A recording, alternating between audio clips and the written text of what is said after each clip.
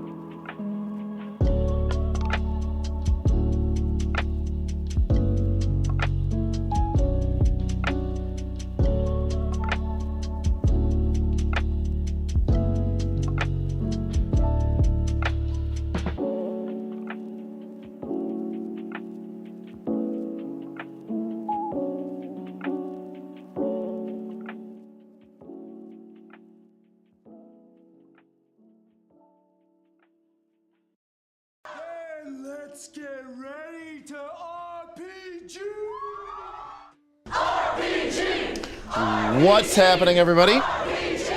Welcome back to another darkest dungeon, also known as YouTube, also known as the Knights of Last Call. I am Derek Melinda, your host for the Knights for tonight, and hello, everybody. I see Ben's in there, crapping on the music, which is great. It was, you know. Not good. It's okay. We've got Unfortunate Pumpkin, London Matthews, Lance Quagmire. We've got Strat, Frost Raven, Ragon Wolfbane, Pillsbury. Hello, sir. London Matthews in the chat. Joe Castle is here. Can we please not talk about baseball or Yellowstone? Done. We just did. Sorry, Joe. KC is in the house as well. Welcome, KC. So welcome. My favorite people to hear to another Q&A. Yeah, no Boothby is here as well. No Root or Legend of Five Rings agenda. Rui is here as well. Can't help but notice that some of you weren't here for the Legend of the Five Rings of Root streams, but you're here tonight.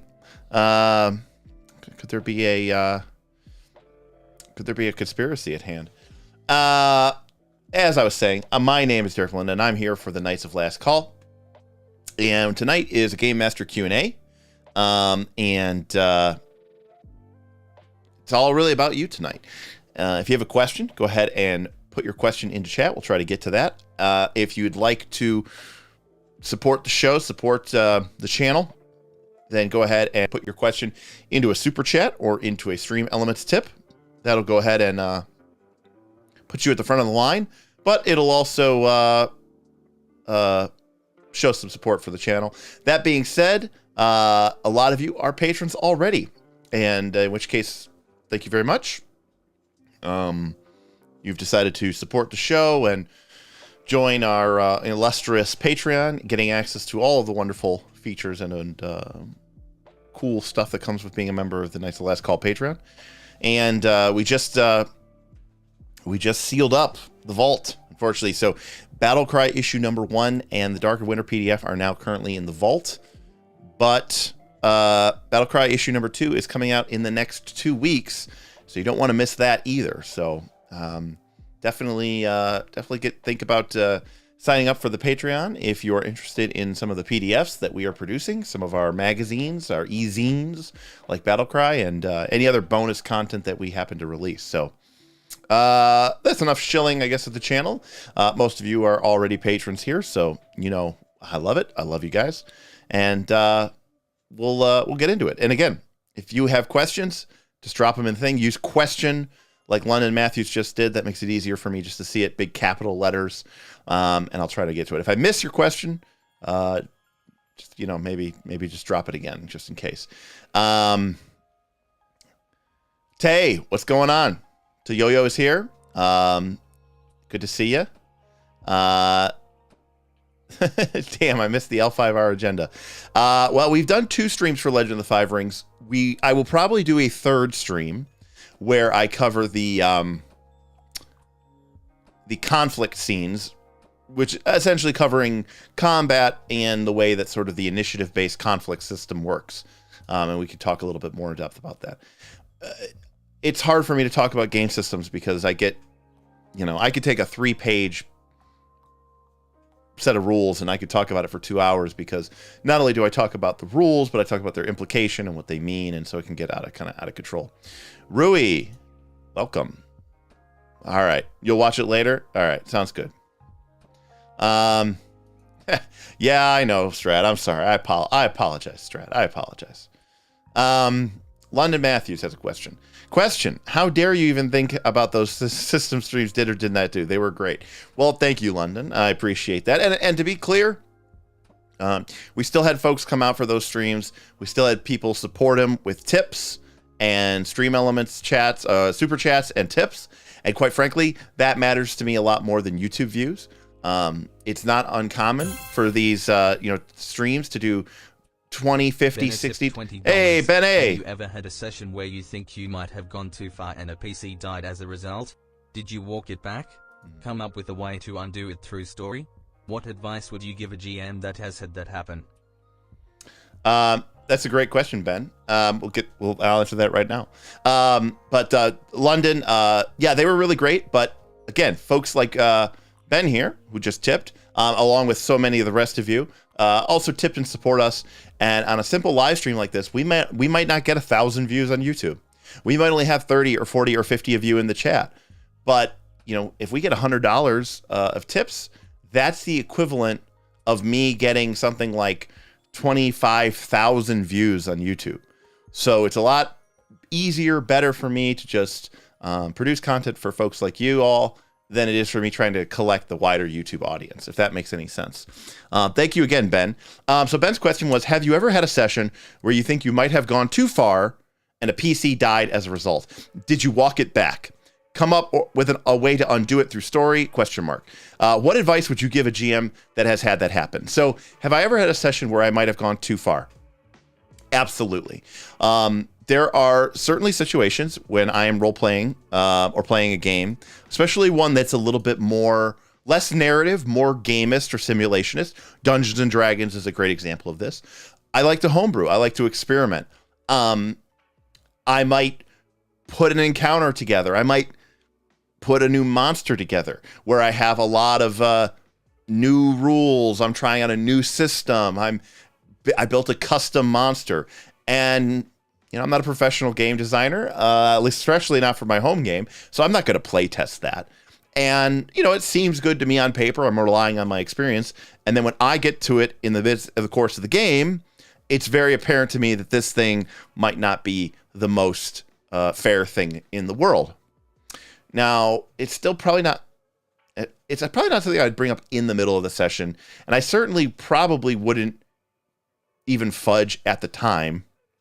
But if a character dies, or if the situation gets completely foobar, for starters, number one, I'm probably going to be very honest with my players. I don't believe in the smoke and mirrors based approach. I respect my players. I treat them as adults. And I think it's fine to have a conversation with them, whether they thought the session was kind of screwed up or not. I might come to them and say, hey, everybody, so that situation, that monster that we created, that situation that you got yourself in, I think that was a little too extreme. And, I'm a big fan of play it where it lies. And, once the fiction has been decided, we go forward from there. But there are definitely times where, sometimes something happens so catastrophic that to continue to push down that road just out of sheer stubbornness is kind of an idiotic decision. So I like to talk to the players, especially to the players who have been impacted the most. Depending on the game, we could walk it back. But what I find is that most of the time, this is a beautiful thing about role-playing games, especially role-playing games that are played in your own home, just for you and your friends, is we can take those crazy situations and then say, hey, let's use this. Do we have a way that we can turn this into an opportunity? To be fair, something like this should be probably a pretty big opportunity generator anyways. But if it was legitimately unfair to a player and it was legitimately my fault, I will 100% walk it back. But given the choice and the option, I think you should have a conversation with your players, admit, hey, I did something here and it wasn't your fault. It was my fault. It's a game. There are rules. I need to respect and follow them as well. And while I wasn't trying to be deliberately, aggressive, the result of my actions created what I thought was an unfair or completely undesirable outcome. So I'm not necessarily saying you're apologizing, but you're definitely owning up to hey, I screwed up. Nightish. We'll see you later, buddy. And then we can have a conversation. How do we want to fix this? If we're playing a Legend of the Five Rings game and suddenly I throw an Oni at the party that's just way too difficult because I'm not really familiar with the game system, and it kind of ends up crushing a bunch of people, and someone gets their leg cut off and their leg removed. Yikes. That player might be like, wow, I don't really know that I want to keep playing this game. And I said, you know what? Honestly, that's my fault. The Oni was way too powerful. I'll tell you what, we can walk it back. Maybe you guys are still defeated. I think that just makes sense for continuity, but maybe we walk back the injury. The leg was crushed. You're going to have a limp, but you're going to be okay. On the other hand, maybe the player's okay with it. And they say, no, actually, I think this is kind of cool, and maybe we can drive the story forward from here. Again, the players are going to help you guide what the right direction is. Because if you did go too far and a PC died, really, or got really messed up, really, ultimately, the person who's you're at the mercy of is that person. So I think that talking to that person, talking to the group, and deciding an approach together, I think it's the best option. But again, I don't like to play my cards close to the chest. I have no problem coming forward to the group and saying, you know what? That was probably not a good encounter. That was probably not a good monster. That was probably not a good situation. And it's one thing if the party got themselves into that situation. Like, that's even a conversation you have too. Hey, I want to talk about last session, or I want to talk about the session that just happened. Obviously, several of you died. I thought the situation might have been a little bit extreme, and I feel like it might have been my fault. What do you guys think? What do you all think? Do you think you put yourself in that situation, or do you think you could have walked yourself out of that, and you just kind of kept pushing forward? So, yeah, that's the advice I would have: is be prepared to walk it back, integrate it if you can, but ultimately, I would respect the players who potentially might feel like you went too far or you weren't doing your job, which is to prevent a fair and balanced situation, and see how they feel about it. I think that's the best option. And if you can integrate it in a cool and fun way, I think that's the best outcome. Especially if a lot of times the players might have a really great idea for it anyways. I've also seen the situation where I've killed a character and I thought it was potentially unfair, and they were kind of like, and I even offered like, hey, we can roll that back, or maybe we can work something out with the rest of the players. Like, and they're like, actually, it's fine. Yeah, I think the encounter was screwed up and you should definitely learn from that. But I'll just make a new character. I'm actually okay with that. It's kind of freeing to be dead. So definitely how I would go from there. Joe, have you ever played a system with wounds like Star Wars D20? How do you feel about that? Wounds from Star Wars D20. Do you mean like where your constitution? Am I thinking of the Saga edition? Is that the one where your constitution is like your real hit points, and your like hit points on top are like your, your whatever? Okay. Yes. Okay. Well, Joe, I have also. I mean, if you looked at Rise of the Rune Lords, we kind of did that with the reserve or the stamina and hit point system and the resolve. I very much treated the, we sort of did our own modification of it, but I would very much treat like the stamina kind of like your luck, your pluck, your skill. And then the hit points is sort of like meat and bone. And if you watched the Rise of the Rune Lord AP, a lot of things like traps, I did damage directly to their hit points, not to their stamina, which is sort of like the skill, the top layer. If they fell, certain psychological damage, I did directly to their hit points. And they could have 50 or 60 or 70 stamina, but if they went to 0 hit points, they were down. Because that was, essentially the real injury to the body. And there were several instances, I think, as well, where when the stamina ran out and you were just into your wounds, I may have given different effects from different points of damage because the idea was it was going to the body. But I specifically remember there were several instances with traps, even early on when they were in Thistletop. There was a trap with some scything blades, and it did like 20 points of damage. Hit points. It bypassed the resolve of the stamina and went right to the hit points. When they were taking damage from the haunts in Foxglove Manor and the Misgivings, again, that was all hit point damage, just to sort of make it feel different. And I think that that worked really well, especially for that group of players. It suddenly felt like they were more vulnerable. And this idea that all this was, massive bank of stamina on top represented that. And it also felt different because, again, they could use, in that game, they could use their resolve points to recover their stamina fairly quickly. but the hit points required a little bit more work and effort. That is, of course, until you get high level in Pathfinder 2, and it's kind of trivial to restore hit points through medicine checks and multiple lay on hands and all that other stuff. If I had to do that again, I would probably make it so that hit points didn't recover so quickly, even in a game like Pathfinder 2, and kind of rely on stamina to be that sort of top line hit points, and then use like actual hit points or wounds, and make it a little bit more of a long-term duration ablative hit sort of decay, instead of just, I zip you up to full. So that's what I would do there.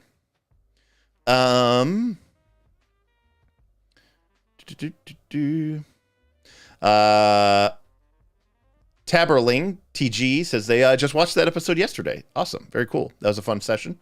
I had a fun time with that.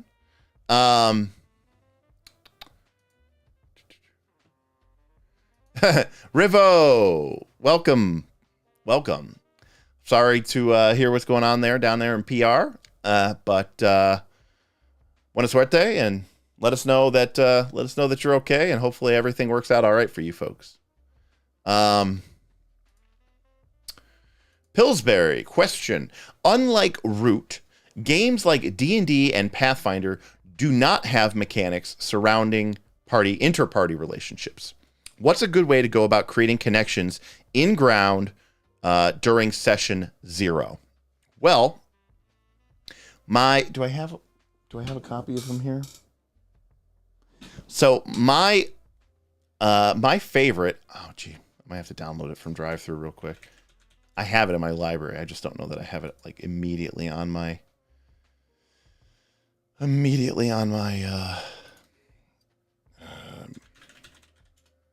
There we go. All right. There is what I consider to be a really cool product that was released from, I believe, I don't know who actually released Galileo Games. Okay, it was not who I thought it was, but okay, that's fine. I'm going to pop this up here real quick.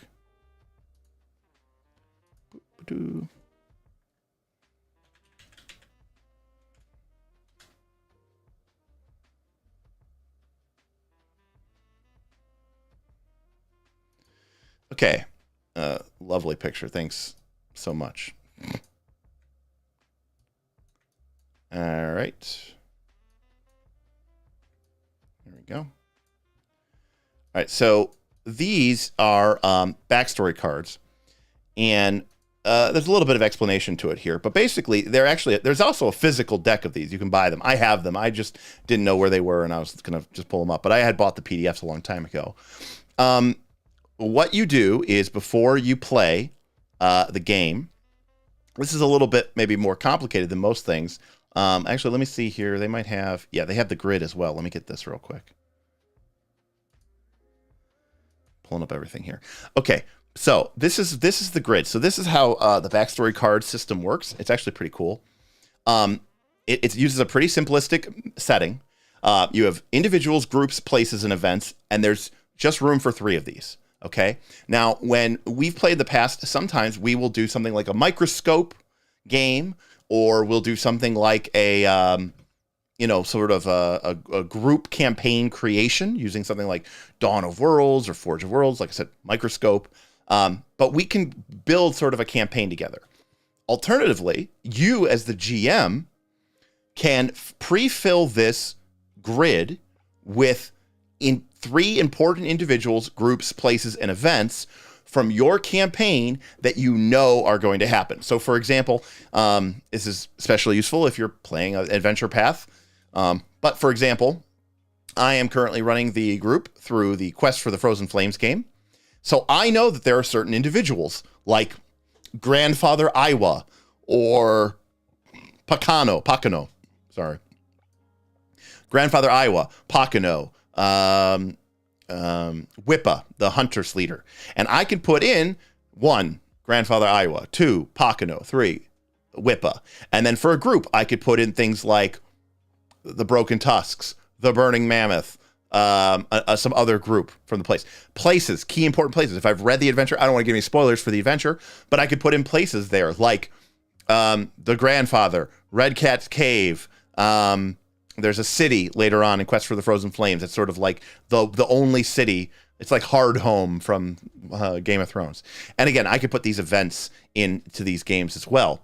And then when we get together, again, if you have the real deck or not, the players will go through and they will draw these cards. And they have these little arrows on them. And there's a number on them. And they help them sort of direct who and what you're talking about. So, for example, this, if we drew this card, it would say you, PC, and individual. So in this case, it's me, my character. PC means another player character, and in this case, this little left arrow here means it's the PC sitting to my left. And individual, and in this case, we would go back to our grid, and because there's a number 1 here, we would pick individual number 1. Now, again, it doesn't always work out perfectly. Sometimes, well, maybe you take fun with it, you go crazy. So you, this PC to your left, and the individual that is listed on number 1 on your setting grid were caught up in a love triangle and other complicated romantic entanglement. Who came out the better and at what cost? And you can see this has the drama tag. So you can even go through and you can remove some of these cards. Like if they have the drama tag because you don't want to introduce drama, you want to introduce more cooperative ideas or adversarial ideas. Things that are, you could take out some of the solo ones, you could take some out of the other solo ones. These are really, really cool and really great.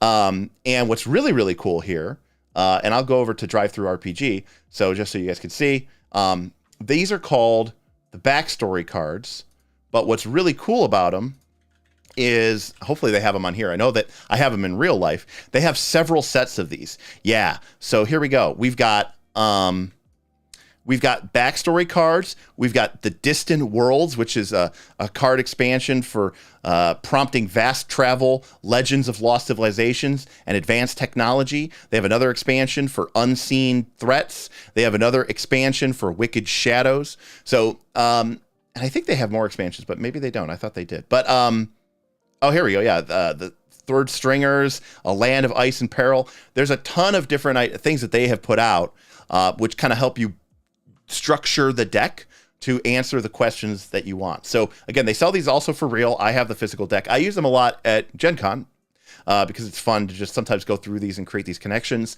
It's a fun little mini game that you can play with your players. If I had more time, I'd bring it up right now. But I use the reason I own this PDF is because I used this on Roll20 when we were first doing some Blades in the Dark game over the internet. So I really like these. These are really fun, and I think they work pretty well. So these are from Galileo Games, and to be clear, they don't really have any mechanical components to them, but they can be pretty fun, and they can be a pretty cool way to at least include everybody and get everybody sort of in on that. Now, making mechanical elements for it, I think is cool too.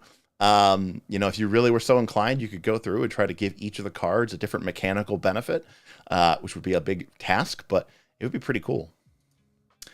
To Yo-Yo. Question, have you ever designed your own TTRPG? No. If so, would you be willing to talk about it? And if not, would you ever make your own? Before this channel, I would have said no. Maybe a KLC brand TTRPG or something would be pretty cool. I agree. There's a lot of conversations about this all the time on our Patreon. Certainly there are ideas. I am haunted by the game system that I'd want to play that doesn't quite exist. But there are always ideas that I have for TTRPGs. But it's a big project, and I certainly respect it. And it's nothing that I ever want to just put out there and just phone in. And I think in this case, I'd be a victim of my own, my own care. I would care so much about wanting to create this perfect game that it could actually, interfere with me. Certainly, a lesson in my life is that perfection is the enemy of the good enough, or something like that. I can't remember the exact quote, but perfection is the enemy of getting stuff done. I'll say that. Sometimes wanting things to be super perfect can actually kind of get in the way of actually, things getting done, which can be a problem. So, but it would be cool. Frost Raven asks a question. How many magic items should a marshal, in your view, have by level 5 to 10? I'm assuming they mean Pathfinder 2. Do you like a low magic item campaign, or do you prefer a high magic campaign setting and rules? Well, I think it depends on the genre. I would say that the default assumption for Pathfinder 2 in games like D&D is a fairly high magic setting. So I tend to give out more magical items. I think magical items are very interesting. I think magical items, before the advent of especially Pathfinder 2, where you get so many character options, or 4th edition D&D, where you get so many character powers, a lot of what made your character really interesting was their array of magical items. A comparison that we used to talk about is that older characters, before the world of feats and special techniques and powers, martial characters were a lot more like Batman. They were well-trained, proficient martial art badasses who were really rich and had a lot of really nice toys and gadgets and weaponry and cool things that they could, pull out of their pockets. So they were like Batman. Nowadays, especially in systems like Pathfinder 2, where you have all these feats that kind of give you a little bit of a superhero vibe, 4th edition with your, techniques and powers. Your characters, your martial characters, that is, tend to lean a little bit heavier towards Superman. So you went from Batman to Superman. And so, I don't think the characters actually need magical items as much as they used to, because you have so many things on your sheet already that you can do that give you a lot of options. Magical items for me are really just about giving the characters interesting choices, whether that's in combat or out of combat.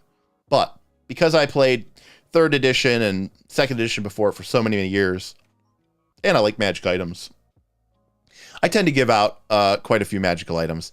I think, people used to talk in 3rd edition about your character being, quote, a magical item Christmas tree. This idea that without your cloak of protection, ring of protection, amulet of natural armor, stat increasing item, magical sword, your ion stone, your other ring, that you weren't really actually a functional character. Now, some people like that idea. Some people did not like that idea. And so I think that, in Pathfinder 2, for the most part, all you really need is your weapon, magical weapon, your magical armor, and maybe an item to help out a stat or two. But, and if that's the case, you can easily just do, I would just do what we're doing in Quest for the Frozen Flame, which is the automatic bonus progression, APB. It's from the Gamemaster guide. You can look it up on our Archives of Nethys.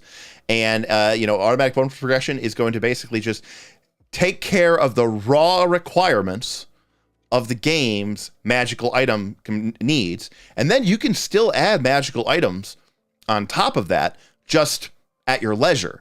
And the cool thing about APB is, yes, they will still have a +1 striking weapon, but it's not in the weapon. It's not a rune. It's in them. Any weapon they pick up will have a +1 bonus, +1 item bonus to attack and do an extra weapon die of damage if they're level 4 or greater. And that way, it's in the characters. It's not in the items, so it solves that issue.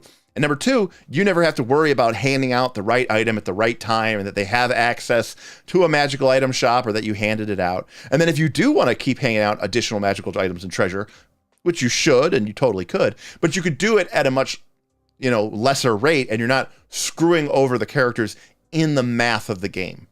So I think automatic bonus progression should be great. Teyoyo, take care, my friend. We'll see you around. BH has a question. What do you think of Critical Role doubling their average viewers by almost having a TPK? Well, BH, do you want the conspiracy? My understanding is that Campaign 3, Season 3, has not been seen as positively as some of their previous campaigns. And just looking at their Twitch viewership numbers, and their Twitch sub numbers, it's definitely been down. And my guess is they may have engineered this as a way to re-spark interest in a flagging campaign. So, tinfoil hat off. I mean, yeah, I think it's going to be naturally interesting. I think people, I mean, I'll tell you this, BH, if I go to my thing, the live stream that I did, spoiler alert for Knights of Last Call, Rise of the Rune Lords campaign. Spoiler alert, I need like a bwah, bwah, bwah, bwah. Dungeons and Dragons. Satan's game. All right, I don't have an alert, so that's it. The live stream that I did after the TPK of our Rise of the Rune Lords campaign was, I think, our most populous live stream we've ever done. I think we had over 100 people. I think we had like 110 or some crazy number. It was huge. We had a huge number of people, and it got a ton of views too. Because even people who weren't really watching the show were still paying attention to that. Marvelous Mr. Mean tip $25. Hey! Being a player of EverQuest also, how much did that game influence your TTPRG sessions? Thank you, Marvelous Mr. Mean, our new hype boss. Marvelous Mr. Mean, I will get to your question in just a second. But it's a good question. So yeah, I mean, I think tinfoil hat, I think they did it maybe to prop up flagging numbers. But even if they did or didn't do it, or if it was sort of prearranged, or if it wasn't prearranged at all, I think it's only natural that people are going to come in. Again, people who weren't necessarily watching our game came in after the big TPK, and they wanted to hear what happened, and they wanted to see what happened next. What are they going to do? Even if they weren't regular followers and watchers of the show. So I think that does make some amount of sense to me. Marvelous Mr. Mean, thank you very much for that $25 tip. That's very generous and kind of you. Thank you, sir.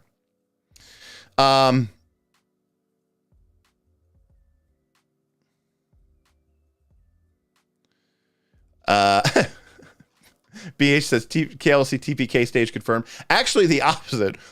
We were making a lot of money because of our Wheel of Pain, and then everybody died, and then we made no money. And actually, I had to cut budgets, and we had big plans that we were going to roll out. We were going to start paying people, and it actually kind of screwed us. I actually had a lot of content creators reach out to me, and they said, "What the did you just do?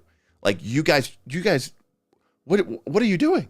That was, you were making so much money off of that. What did you do?" And I said, people tip for the Wheel of Pain. I had to follow the rules that I set. And they're like, "Oh, make something up." I said, "Listen, I got to have that integrity." And so it actually kind of screwed us over. It actually kind of screwed us over. Okay. Marvelous Mr. Mean, though, did have a... there we go. Marvelous Mr. Mean did have a question. Being a player EverQuest also, which is great. How much of that game influenced your TTRPG sessions? So much. There is so many things in EverQuest that I think are amazing from a gameplay perspective. And there are also things that we always try to put into our game system that kind of really come from EverQuest. Things like, for example, we really love the idea of, this is from EverQuest 1, I think it might have been EverQuest 2, but a lot of our campaigns, especially me and Smith at home, will have something like a tribute system where the players can pay money to gain access to buffs that they can then use their gold as a way to gain a transient benefit. A lot of Smith's crafting and obsession with crafting comes from EverQuest. The ability to sort of gather different pieces of items and magical items and quests and put them together and create a new magical item comes from EverQuest. The process of AA. A lot of the ideas that Aaron and I have are really influenced by alternate advancement points.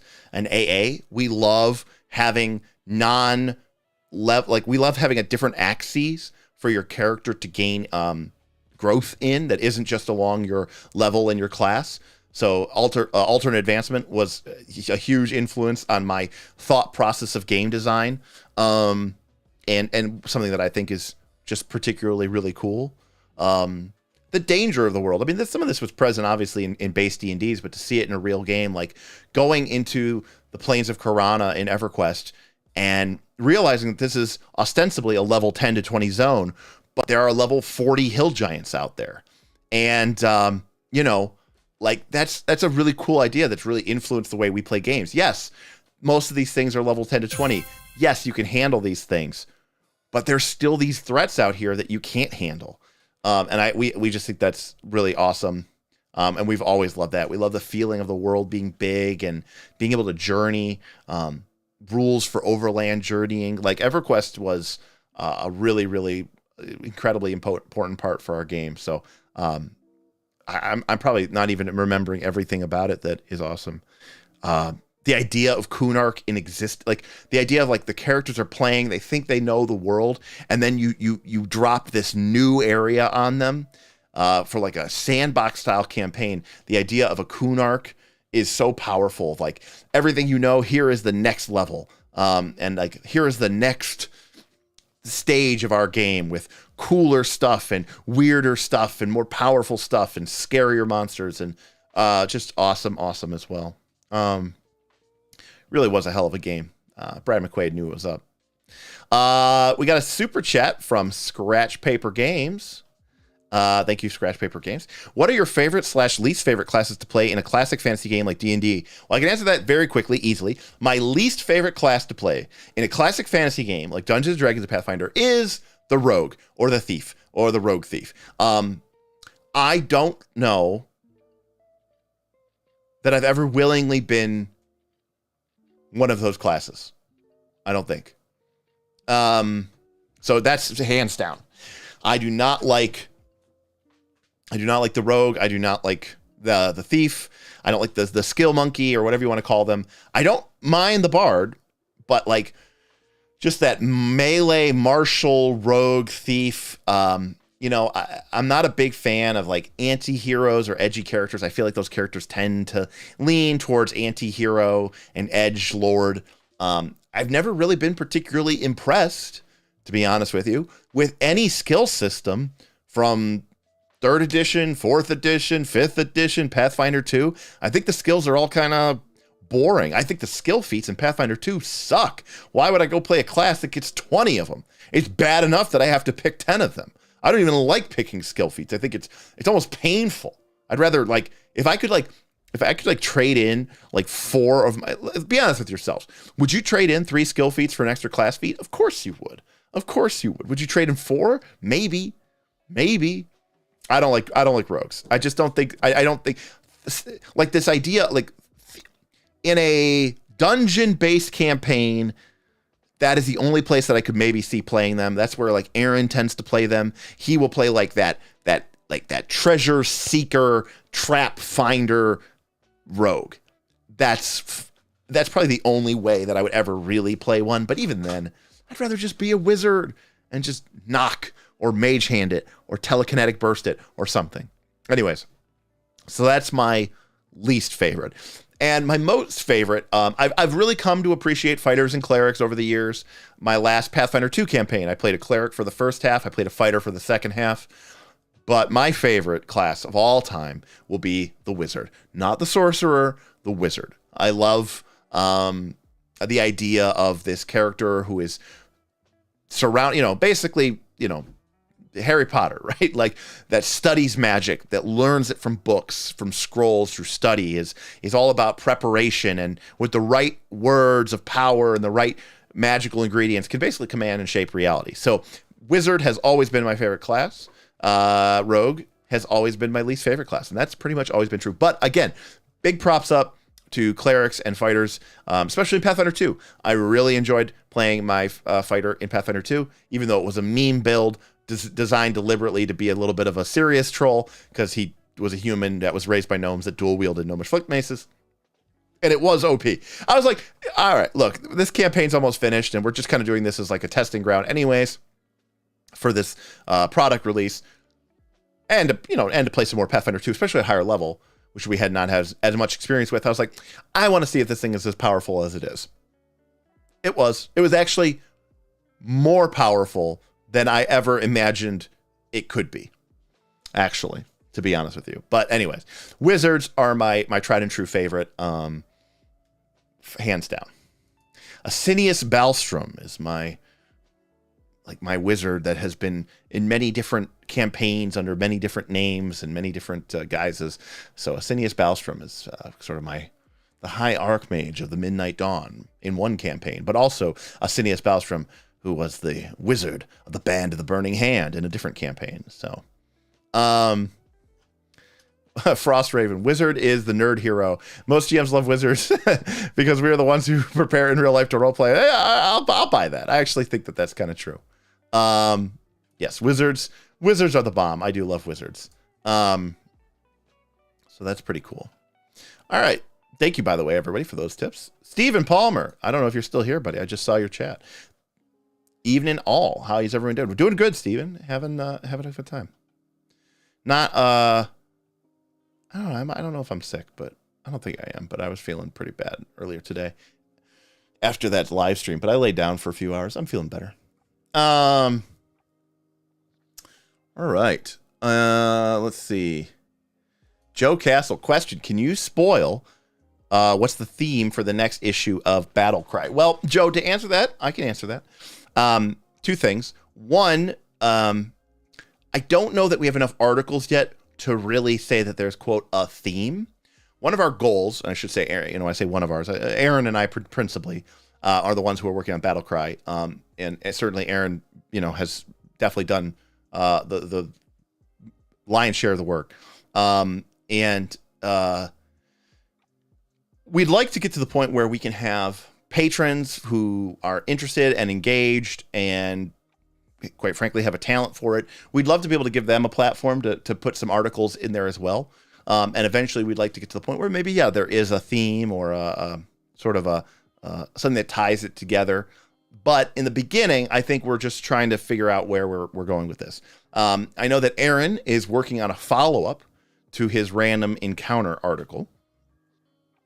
And as for myself, I am working on an article about recall knowledge and how to improve it, and how to take some of the powered by the apocalypse / Blades in the Dark. They don't call it recall knowledge there. They call it discern realities or read a sitch. How to use some of those rules in your Pathfinder 2 game to, one, make recall knowledge, I think, just better and less ambiguous. Two, to put a little bit more of the players in the driver's seat when it comes to gaining and learning things. And three, if you're willing, and this, I hope that makes it into the first article. It might have to be a 2-part article, but we'll see where it goes. But three, as sort of an optional add-on to add a little bit more narrative N score to your Pathfinder 2 game at the expense of some of your simulationist game. The idea being that, can you use recall knowledge as a way to shape what is going on in your game world?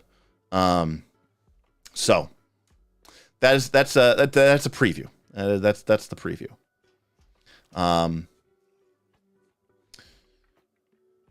Texan, awesome. Glad to see you here. Thank you. You're interested, but you don't know if you have the talent. Well, you can't know till you try. I mean, that's the least of the worries. But yes, I mean, ultimately, we're going to have people who submit things, and look, we're not expecting people to be professional writers, but if someone has a good idea and they have a good way of expressing themselves and they're able to make it into a cogent and cohesive article, we would love to be able to take that and find a way to compensate that person, ideally, principally, monetarily, and use their article in one of our e-zines and get some exposure out there for you, put a little money into your pocket, and that'd be really cool. So, Mike, welcome. Happy to do it. Sounds good? Sounds good, says Joe. All right. Darth Gorlock is interested in the random encounter follow-up from Battlecry. It's going to be about discoveries. Darth, I want to say Smith talked about that, but I can't say for sure. I know that there was a lot of conversations that happened in the Discord after that original Battlecry issue number 1 was released, and I think Smith has taken a lot of that feedback and questions and is sort of kind of making a part 2 about like, okay, here's the rules for these random encounters. Here are some ideas about how to use and implement them, the ways that you can change and shape your game. So that might be the direction that he is going in. That is possible, Darth. I don't think Smith's in here, but if he is, he could weigh in. Again, if I miss one of your questions, I'm sorry. It's easy for me to get to the super chats and tips, but if I missed your question, I do apologize. I can't read everybody's chat, so I do apologize. Besides, we have so many patrons in here, they probably know what I would answer anyway, so. I'm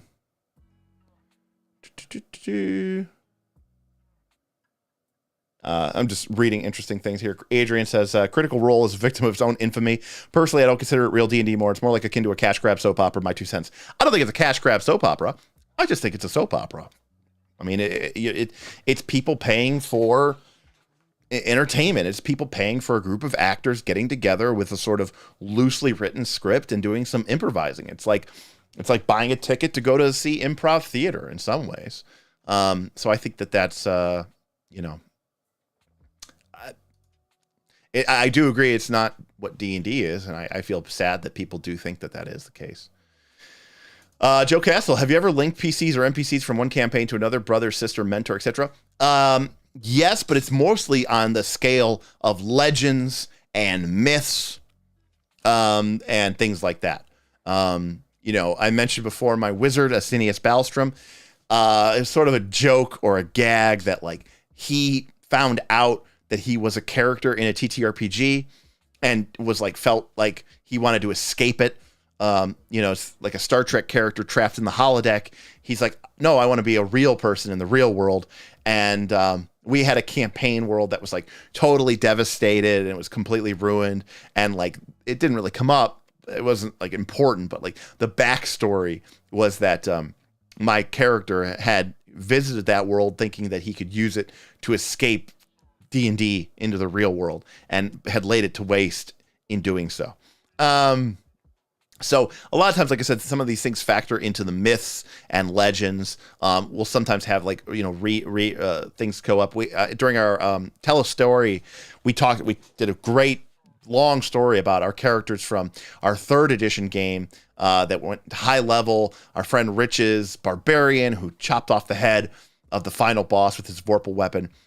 Many years later, when we played 4th edition, an entirely different game, those characters, in some cases, were, part of an ancient descendant line from some of those original characters from our 3rd edition game.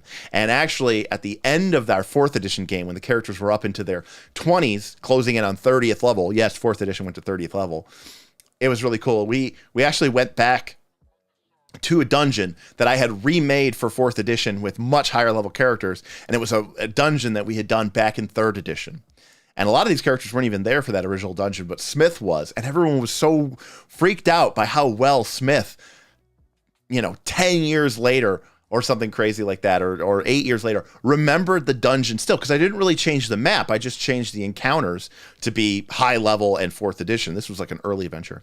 And when they got to the basement, there was this big fight, and like the spirits of some of their old characters were there, and I got to like take a 4th editionized version of like Smith's character and Tim's character and give them that character. So they got to play their current 4th edition character, which they had been playing for like 2 years, but they also got to play like the spirit avatar of their old character from 8 years prior from our 3rd edition campaign in this like really big ultimate mega fight.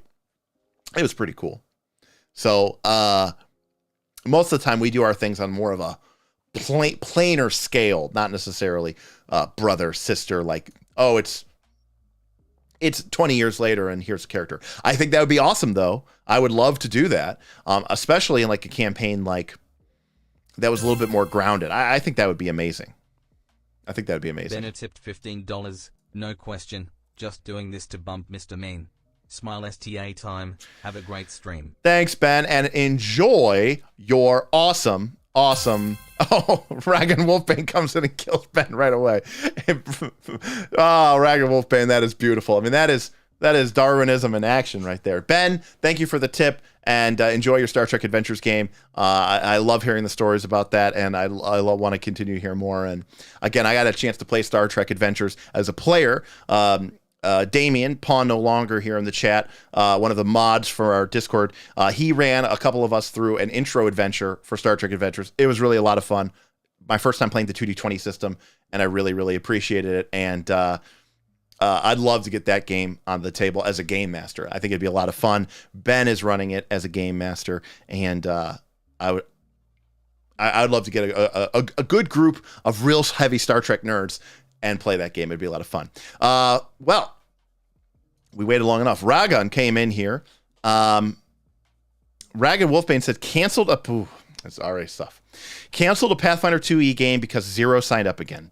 Tried for 10 weeks to generate interest in something other than 5e, but no takers. How do you approach a situation where you feel stuck? Loving a hobby that you cannot engage with outside of digital platforms. Ragon, that's a really tough question. And we talked a little bit about this today earlier on RFC. I mean, I'll be the first to admit, we're here, we're playing digital right now. I have the opportunity to meet some incredible, amazing people through this digital platform. I've had the opportunity to play with some incredible, amazing people. There's really awesome Pathfinder 2 games going on every single day on the Knights of Last Call Discord. But digital is not the same as being in person. It's just straight up. I mean, I don't even care if I make $0 on it. One of my goals is to do a NightCon. And I want to be able to get together, and I understand that not everybody can make it, but I'd love to be able to figure out a way where we could put together a group, an event where I can get some of these amazing people I've played with, people I've talked with, more than I have in some cases, some of my real life friends, and meet these digital friends and make them into real life friends. And sit down together around a table and roll dice together, because there is something magical about doing that. So for starters, I don't blame you for wanting to play in person. That is totally reasonable. Okay, that's the first thing. Second thing. I try to put on a smiley face and I try to be good about it. But the fact is, D&D it's everywhere. And I think, I'm a bit of a cynic. My concern, I made a video. Ironically, one of our more successful videos, because people love drama and they love it when people are pissed off, blah, blah, blah, blah, blah. I made a video when I was very mad at Paizo for releasing Abomination Vaults as a 5th edition adventure. And I wasn't mad about it because I don't want Pathfinder or people to be able to play Abomination Vaults or something stupid. And I understand that that's a good thing for Paizo, who might want the money. That's all valid. The reason why I was mad is because what happens if that sells 10 times as well as their Pathfinder 2 version? It's probably not going to today. But what if it does? Does Paizo now release the adventures just for 5th edition? And then if we're lucky, they release it for Pathfinder 2? The fact of the matter is, I am of the belief that D&D is at a tipping point to becoming so large that it does start to drown out these other games. Because whether people want to admit it or not, there's only so much gaming that most people are going to play. And the larger and the bigger that D&D gets, the more likely it is that when you meet someone and they're interested in role-playing games, they're already playing in a Dungeons & Dragons game. And, some of us and, psychos like Ben here who just dipped out, they'll play for 4 times a week. But most people are not going to do that. Most people are going to play once a week. That's it. I mean, once a week, twice a month. Those are the two most common ways to play a game. We've played once a week games for our whole lives, and we occasionally play twice a week games like our Quest for the Frozen Flame games. And for those people, that's as far as they're going to go. And they are not going to dip out of their D&D game to play in your other game that they are not invested in. And quite frankly, you had to struggle to find them to be able to play in your Root game or Legend of the Five Rings game or Pathfinder 2 game. And they're thinking, why would I want to join that struggle? Why would I want to invest $70 or $60 or $50 on a rule book? And yes, I know Archives and Ethics are free, but I think that's a shitty way to learn the game, don't you? Like, they're not going to do it. They're going to just stick with the supported, easy Dungeons and Dragons Beyond integrated environment. And they're going to say, this is it. This scratches all of my role-playing game itches, and I don't have another one. So, you know, when you feel stuck loving a hobby that you can't engage with without a digital platform, I think that's really tough, Regan. And I'll be honest with you, I don't know that I have a good answer for you, but I can say I feel your pain. I really do, because I am blessed to have the player group that I have, and so many of these people that I've been playing with for, you know, over 10 years, in some cases over 20 years, because they have a very open mind, they have open hearts, they have open spirits. They're interested in role-playing games as well, and I've been able to use them in order to play different games and experiment with different systems, and that has been an incredible blessing. But if I wanted to take some of my favorite games right now and try to get a game going out there in the wild, I don't know that I would. I honestly don't know that I would. I would feel... And now, Pathfinder 2 is a little surprising to me. You know, I understand that you tried 10 weeks to generate interest. You know, maybe you just need to find that right shop where there's that, you know, balance of people. I think FLGSs, your favorite local gaming stores, are incredible resources. Get to know your proprietors. Ask them if you can put signs up. Ask them who's buying the books. Hell, ask them if you could put a slip of paper inside of your, the Pathfinder 2 rule books. Don't be afraid to engage with Pathfinder Society, because that'll probably put you into contact with some people. Pathfinder 2 is a popular enough game that you will probably be able to find a game eventually. Now, I understand that you're out in Hawaii. That might be a little bit more tricky. The population density isn't quite so high, but I'll just say this. My heart goes out to you. I think you have a tough situation, and I think that I think we're going to see this situation continue to grow and develop as time goes on. I'm surrounded by my Pathfinder 2 focused Discord. I'm surrounded by a Discord that loves to buy other games, that loves to experiment with different games. You know, everybody is in my Patreon talks about how I've never spent so much on games. I'm buying new games all the time. Yes, so am I. I'm buying games all the time too, because my patrons are recommending them to them. And we're all very excited about them. We're talking about them, and it's really exciting. But that's not the real world. That's not the way it is outside of our digital four walls. And I do worry sometimes that this is going to be a real problem for the future. So my advice is, again, I would try to build and establish a relationship with your local gaming stores. Because I think that's going to be your best bet. And engage with Pathfinder Society if you need to. But yeah, I mean, I think that those are sort of some of your better options. But ultimately, I do think that we need to kind of figure this out. Ragan has a follow-up here. I said this before, but I don't even hate D&D. Same. But it is striving to be a monotheistic system, and everything is building around it. Serving it means jokes everywhere with part of this hobby. I don't know. Well, okay. Wizards of the Coast is a for-profit corporate business that is owned by Hasbro.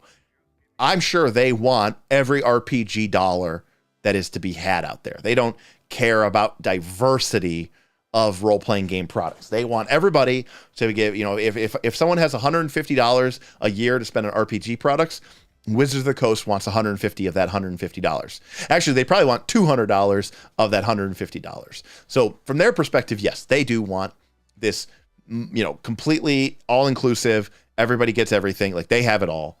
And you know what? I'm changing up this music. Let's go soothing and relaxing. We need something a little bit, you know, calmer. You know, I will say one thing I really liked about those Legend of the Five Rings streams. Man, I love Asian-inspired music. I love Chinese and Japanese-inspired music. I think it's just so great, especially the classic folk stuff. I think it's amazing.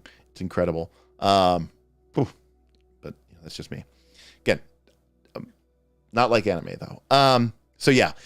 I don't want to be super cynical and, you know, mean and down on it, but that is the case. I do feel your pain, Regan. The only thing I will say is, if you do want to get into the digital space and you don't want to be disappointed, I would check out our Patreon because if you're not already a member, maybe you are. I don't know. Maybe I missed it. Just because we have a really great group that is sort of, I hate to say it, paywalled. Yikes, sorry. But like the fact is like when you're paying for something, people tend to be on their best behavior, and they're a little bit more involved and incentivized to play well with others. And we've had like literally one problem in a year, 13 months of running this Patreon, and so it's been pretty good. But digital isn't. It is a great option for people who must do it, but people are saying they can't hear the music. Okay, there we go. There we go. Sorry, Calatrix. I had to up it up a little bit. Let me know if you can hear it, Calatrix. All right, I just upped it, turned it up.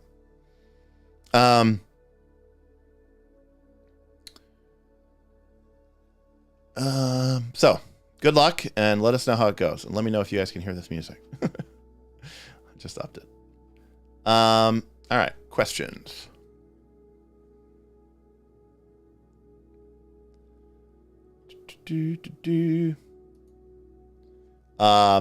So I think this was we kind of had a similar question. Have you ever done a campaign that's a continuation of previous one with the children's descendants of the original ones? Not direct, but we have done campaign worlds that were set many hundreds or even many thousands of years later. So. All right.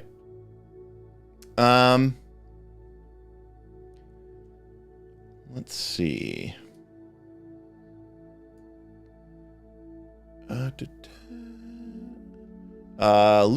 Anzalotti. Luke, I do not recognize your name, so if this is your first time, let me know. Question, non-RPG related, but if I can ask, how do you make your videos and live streams? Well, Luke, for my live streams, I use OBS, Open Broadcasting System, but that's a free software. I have my camera connected to my computer through a HDMI cable and an Elgato 4K cam link, and I set that up. I have some lights here around me to illuminate me, and I use YouTube as my platform to stream, and really, honestly, that's all. I have a Shure SM7B, which is connected to a Rodecaster Pro audio interface. Now, to be clear, that light right here is like a $2,000 light, and this light right here is like a $2,000 light, and that camera is like a $5,000 camera, and this microphone is like $400, and this Rodecaster Pro is like $800 or $600. But you don't need all that. That is actually totally unnecessary. I just had that stuff because I used to be a professional photographer. And so I already had the cameras and the lights and all this other stuff. And I just had to pick up a few items here and there. Also, I am, well established in my career, and I can afford these luxury purchases. But you really don't need stuff like this. But that's basically it. That's all I really do. And if I'm making a video, we just record it. I just record it onto my computer or onto a card and then put it onto my computer. And then I use Adobe Premiere Pro to edit. It's a non-linear editor. And I use that to make my changes. So that's it. It's pretty simple stuff, actually. So hopefully that answered your question.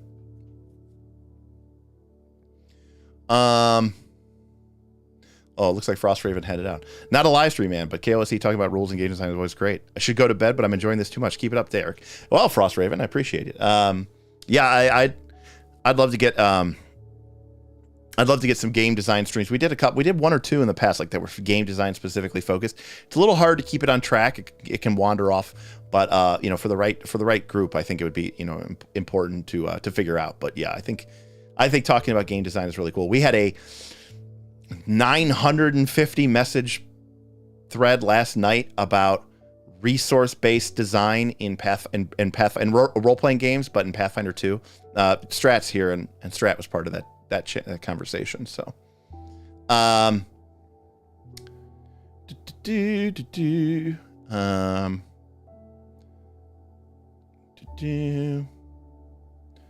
just seeing if anybody had chatted here. Or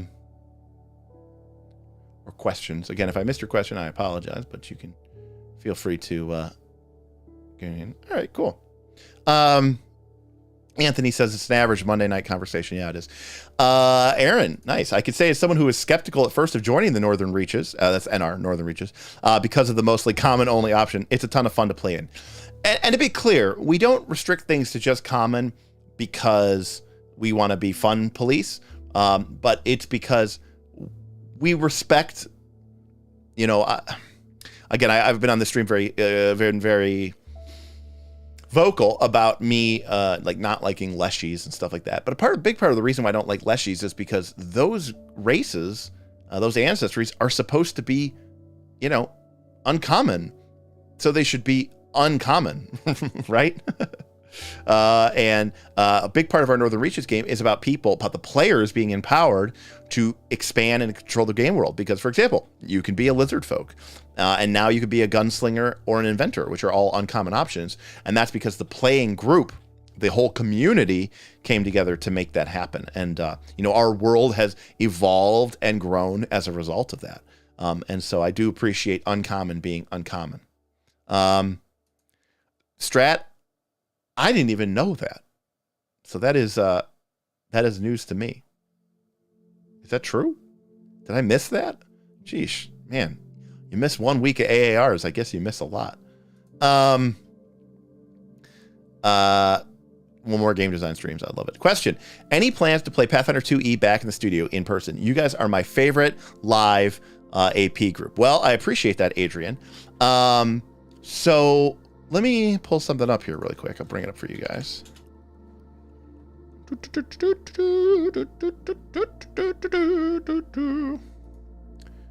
Where's this thing at? Oh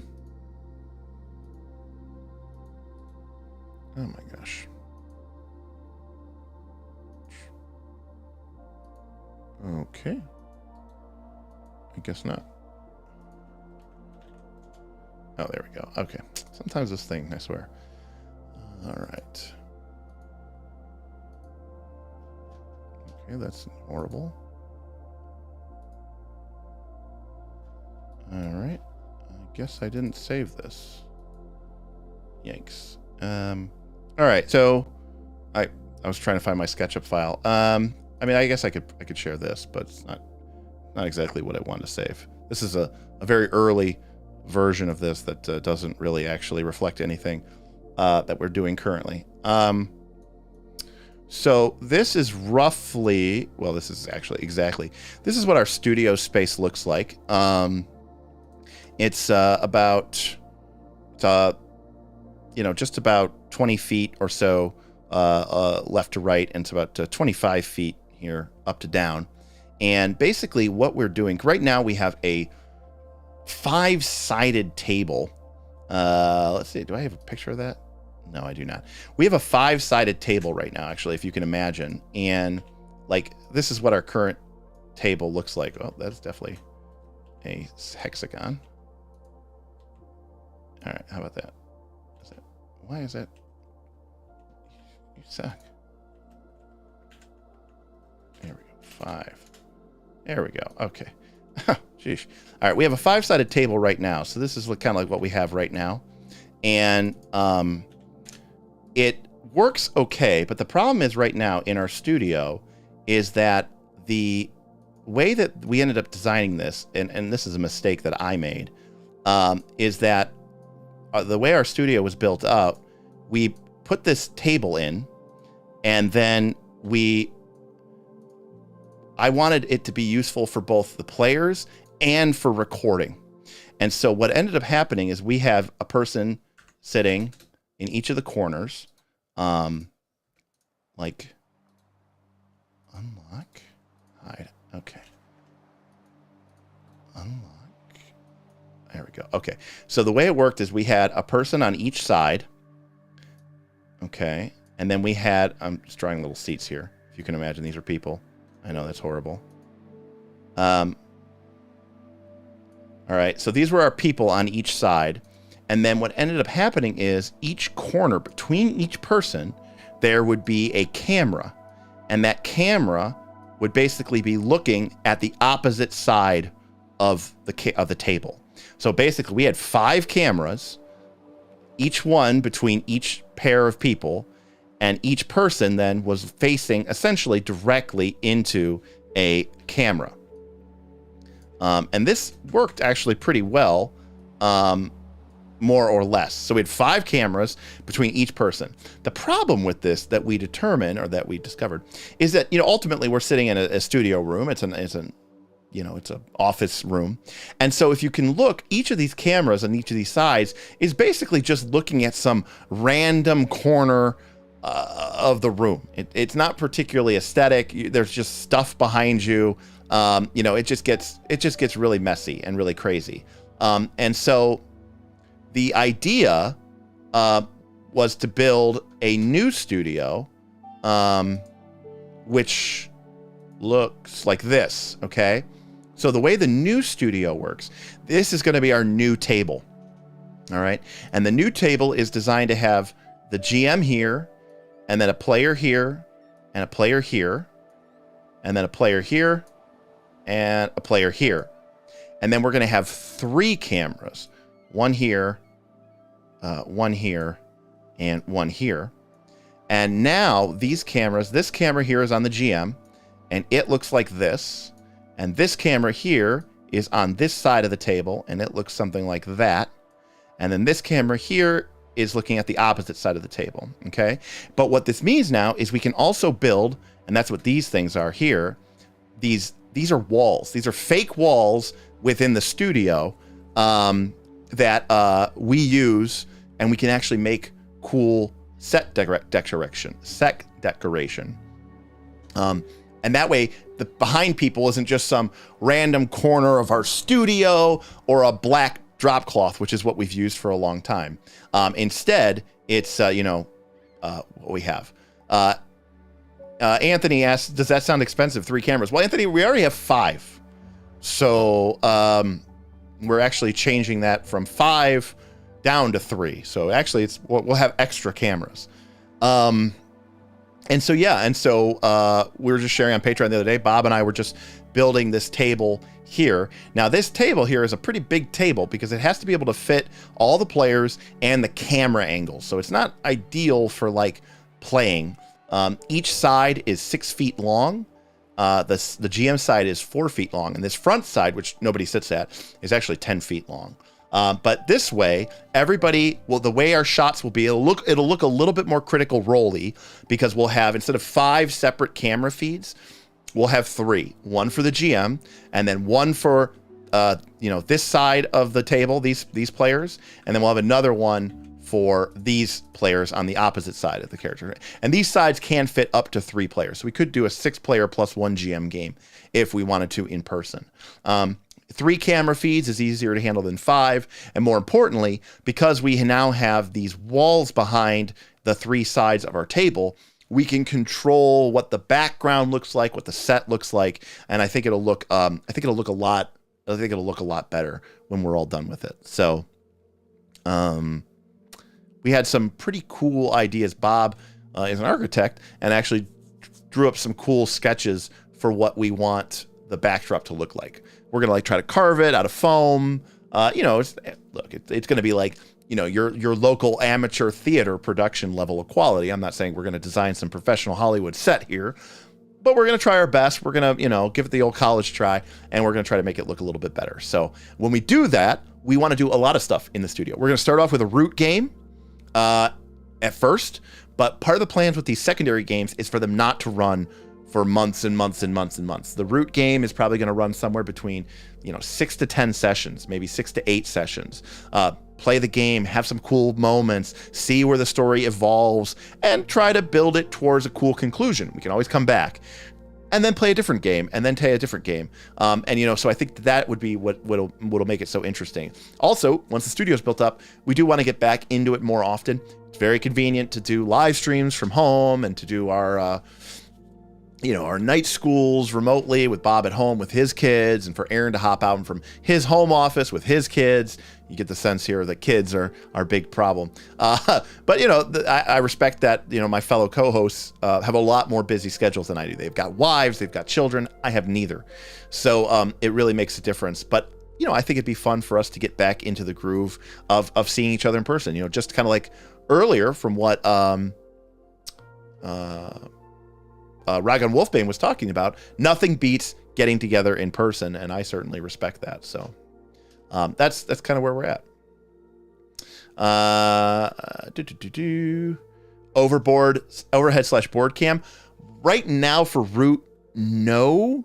But since we do have 5 cameras, Lance, what I might do is I might add another camera. I might add a 4th camera, possibly like here, which would be like above this camera.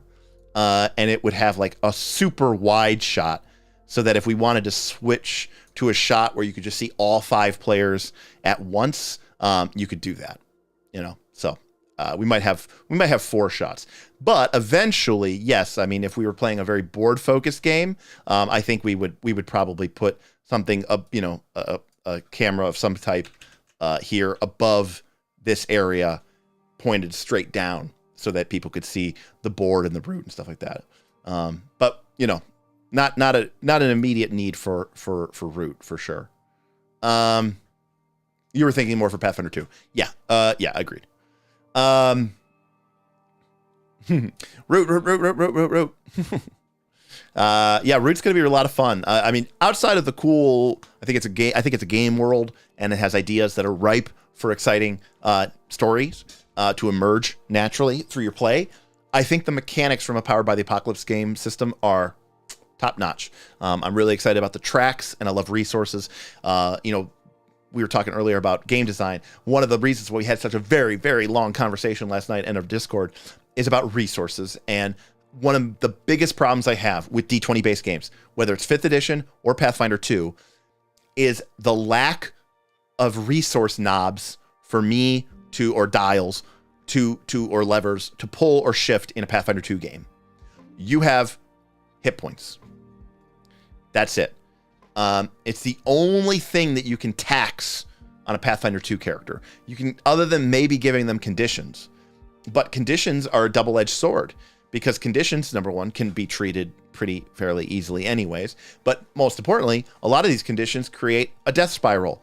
And you're going to set up a situation where you're like, oh, your character is enfeebled 3 because they failed a strength check. You're like, well, that's garbage. Like, I can't play the game now. I'm a melee character with a -3 penalty to attack.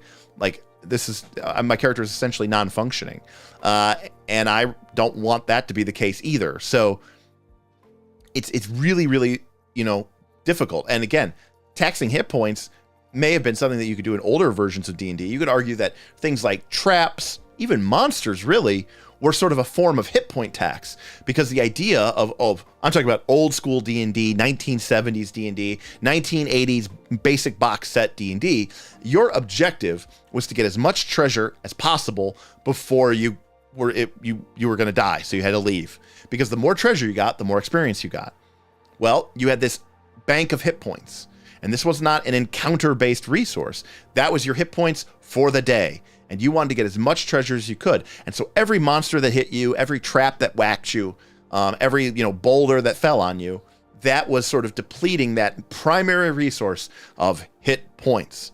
And that works really well in a dungeon-based adventure, fantasy, trap, crawl combat game. But how do you handle anything else? How do you handle anxiety or stress from a social situation? Hit points? And in Pathfinder 2, oh man, that was a really tough negotiation. I'm down a bunch of hit points. Here, I'll treat wounds you. I'll battlefield medicine you. What does that even mean? So it's D20 shows its spots, when you're in those situations. And the lack of resources for you as the GM to manipulate, and for players to manipulate, is problematic. Strat, I've been thinking of draining max HP for the day in PF2. I mean, isn't that just the drained condition, Strat? I mean, you get the fort penalty, but I think it's just the drained condition. I think drained's okay. I think doomed is the best condition that you can use. I think drained is probably the second best. because while fort saves are a thing and they do exist, there is nothing in the game. There's no skill and there is no attack roll that uses Constitution. And so Drained, and there's no DCs that are based off of Constitution. So Constitution vis-a-vis Drained is probably the safest stat to penalize. It does affect fort saves, but it's the safest stat to, I mean, how many fort saves are people making, Strat? I mean, come on. All right, Joe, question. I've been playing Pathfinder 2nd Edition for 5 months on Foundry VTT, and I love it. RPG! RPG! RPG! RPG! RPG! However, I don't think I could ever play Pathfinder 2nd Edition at a table because of the conditions. How do you do it? Well, Bob agrees with you, Joe. Bob would rather play Pathfinder 2nd Edition on a VTT. Well, two things. If you do a Google, what am I talking about? We got the internet. We have, from our old Gen Con days, we have a set of tools that are called Alea magnetic markers. These have been seen by other play people, and this might work. No, that's my SketchUp. All right, let me change this real quick. Here we go. Okay. So these here are Alea tools. These are magnetic colored markers that basically snap together that you could put underneath your character. And we actually have some of these kits at home, these sort of foam cases with these a bunch of colored markers, and they're magnetic. And actually some of our oldest miniatures from our 4th edition days actually had magnets put on the bottom of all the minis. Well, Boothby, you'll see here, let's see if they have it here. Here we go, edge marks. So they also have these. They sell these, and these are stickers that wrap around the edge of the marker. And so that way, for people who are colorblind, or it's difficult for them to tell the difference, I'm colorblind, these are really, really useful because you could put these around the edge of them. So I've always really loved these. It's an older product. I know people have like those sort of bottle cap rings that they set on top of the miniature. I think that looks tacky. I mean, I'm sure it works really, really well. I just think it looks kind of garbage. But we use these when we play Pathfinder 2. We use these to sort of represent, we even have some of these 2-inch ones, the big thick ones for like the ogres and the giants. We'll stick these underneath a miniature if they're poisoned or have a ongoing poison damage. We'll put a green one. If they're slowed, we'll put something in, et cetera, et cetera. It works, Joe. It's not ideal, Joe. Pathfinder 2 is probably right at the, hey, see ya, Casey. We'll see you later, buddy. Pathfinder 2 is probably right about at the limit for what I think a tabletop role-playing game can be. Because I'm a gamer's gamer. I play Magic the Gathering. I play board games like, Caverna and, Oath and, all these really more complex board games, and Warhammer 40K and Warhammer 40 Fantasy. Pathfinder 2, once you get up into the mid-levels, is pretty rough at tracking everything. BH uses condition cards and D6 dice. BH, if you look at some of our Rise of the Runelords games, we did that as well. Every character had a deck, which we put into Magic the Gathering sleeves that were color coordinated to their, they were dragon shields that were color coordinated to their character's color, and they could flip through, especially useful for, at the time, it was Nick and Tim and Bob and Matt, who had not played Pathfinder 2, or in some cases had not played role-playing games. So, go through them, find it, put it down, and they didn't even know what the condition did. So that was useful. And then everybody had like a little set of D6s for, +1/+1/+1 counters. Everybody had that because everybody played Magic the Gathering, and we would put that into the little box to track it. That worked pretty well. But how do you track it for the monsters? It's a little tougher. So it is a little bit tougher. So, but Joe, I mean, yeah. I mean, the other option, Joe, is you could play in person with your laptops. I mean, it's not ideal, but you know, it's fine. Speaking of MTG, I love me some elf balling. Like legacy or like modern. I've lost to modern. Actually, I used to play a lot of Death and Taxes in Legacy, and I had a pretty good elf matchup most of the time. Most of the time. Not every time. But if I could get a Jitte out, obviously. But anyways. And Wasteland was pretty good against Cradle. Anyways.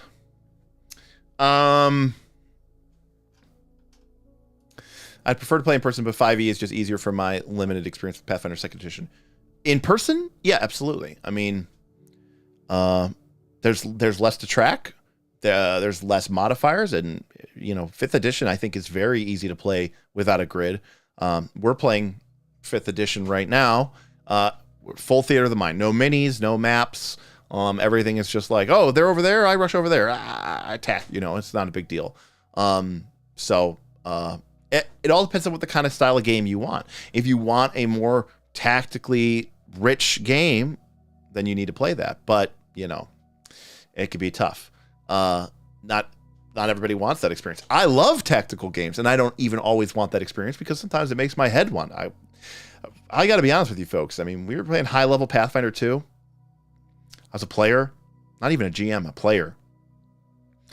End of the night, man, I was so burned out. I'm trying to add, you know, I roll a 50, you know, like I roll a 17. I'm trying to add it to 31, but I have a -2, but a +3, but another +2. But then you just aided me, and it's a +4. But I'm also map, but I'm node map because it's a double slice, but it's a second attack, but it's not a light weapon, so it's a -2. Like I was burned out. I was really burned out by the end of a night's session, and you know, we would get to the final fight, and I would just kind of be like, you know, like I don't know, somebody else figure it out. But you know that's why you like the VTT unload the math. But it's like, but if the VTT is unloading the math, then why is the math there?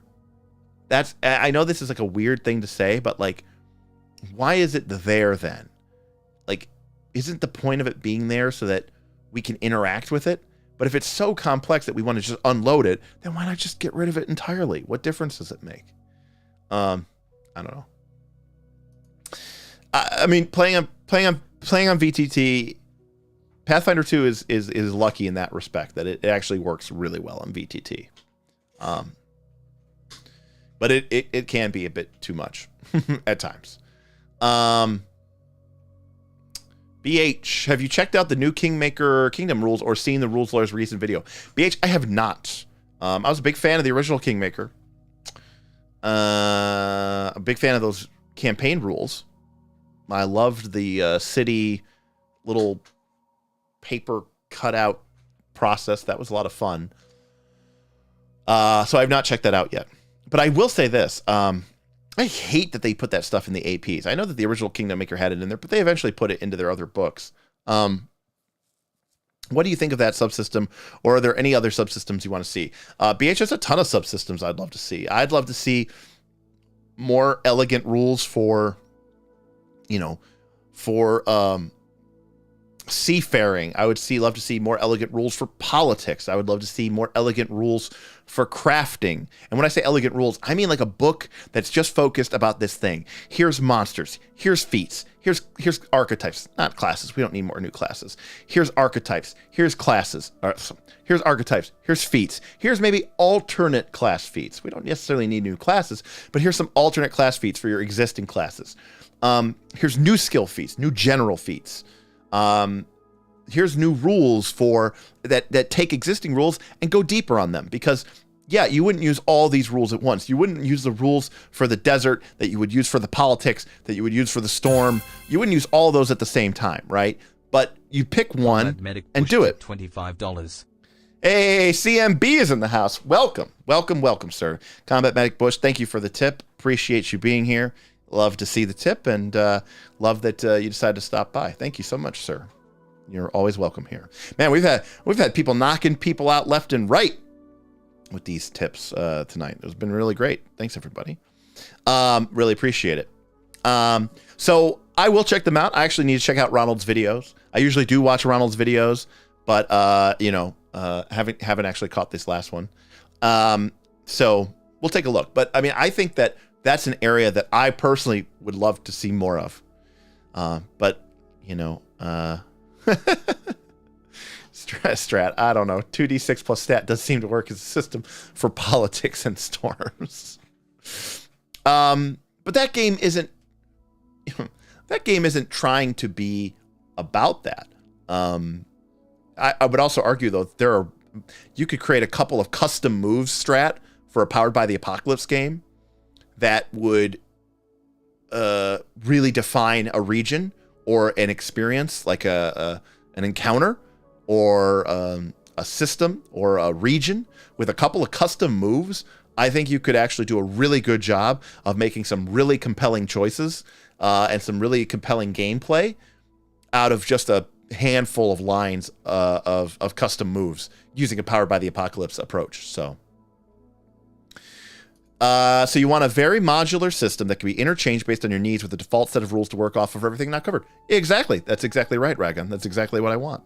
And I don't want to have to create all those rules myself. And so I would, getting back to what someone said earlier, I don't know if this is exactly right, but like if I were to create a rule set, I would want to create a fairly generic rule set. And it doesn't necessarily mean generic in like the GURP sense where it's like, you could use this for sci-fi or you could use this for, like, it doesn't have to be that generic. It could be, this is a fantasy game and here are the rules that are going to cover like the basics of your game. But here is a book about dungeons. Here is a book about, that kind of classic fantasy D&D era dungeon crawling. These are extra rules that go into depth about finding, disarming traps, but in a very detailed way with extra rules and specific classes and skill feats that really dig into the nitty gritty of that, because that's going to be something that's important to your game if your game is this sort of dungeon crawling classic game that you wouldn't need in the core game. Here is another book that we released that is just about politics, royal, level politics, countries, intrigue level stuff with a lot of interesting skill feats and blah, blah, blah, that really deal with that stuff. Extra resources, extra pools, extra tracks, whole separate subsystems that would get added to your character that you wouldn't have in a dungeon game. In your politics game, you might have a series of influence pools that, raise and lower depending on, how you spent your influence to exert your political will, but then, a scandal hits and you lose a bunch of influence, but then you blame someone else and they lose a bunch of influence and you get your influence back. And then you spend it so that you can, appoint your brother-in-law as, chief magistrate of the wharf so that you can get a little bit extra take, under the table. I don't know. I'm just thinking like, would I need all those rules in the core game? No. Would my players want those rules in the core game? No. Would I need those rules in my dungeon-based hack and slay crawler? No. But could my game system handle that kind of game? Absolutely. So why wouldn't I give that game mechanical support by presenting players with that book? And I'll tell you why they don't do this. Because that book would only sell to, 10% or 15% of your population. And you're already not D&D, right? Here's D&D. Here's your brand new role-playing game, okay? So you're already a fraction of a percent. Like if you're Pathfinder 2, maybe you're 5%. If you're like anybody else, you're like 1% or 0.1%. So you're already taking your base and you've made it this small. Now you release a book. Basically, you release two books. You say, here is our dungeon crawling adventure book. And here is our politics and intrigue book. It's very unlikely. You go, I would buy both of them. Okay, great. But you're also sitting here watching me talk. You're obviously a very dedicated role-playing game person. I'm not even saying my book. I'm saying like some other company. Are you going to buy both those books? You're going to go, well, no. I mean, a great example of that is right here behind me. These are my Legend of the Five Rings books.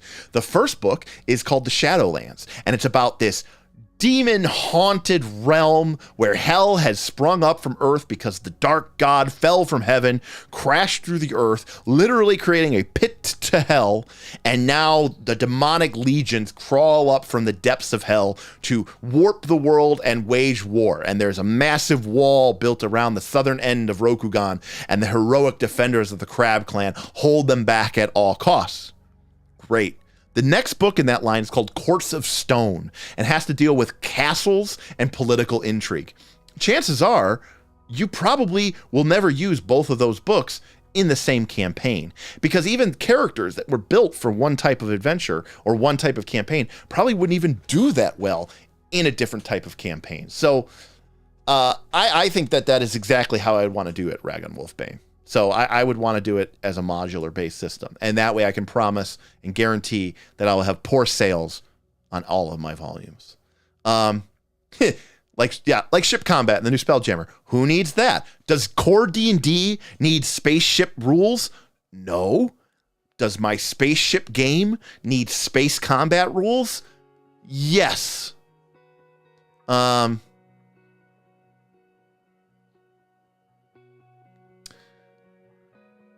Yeah, Caltrix, I get where you're saying that, like, it does become like a video game, right? Like, oh, I level up in World of Warcraft.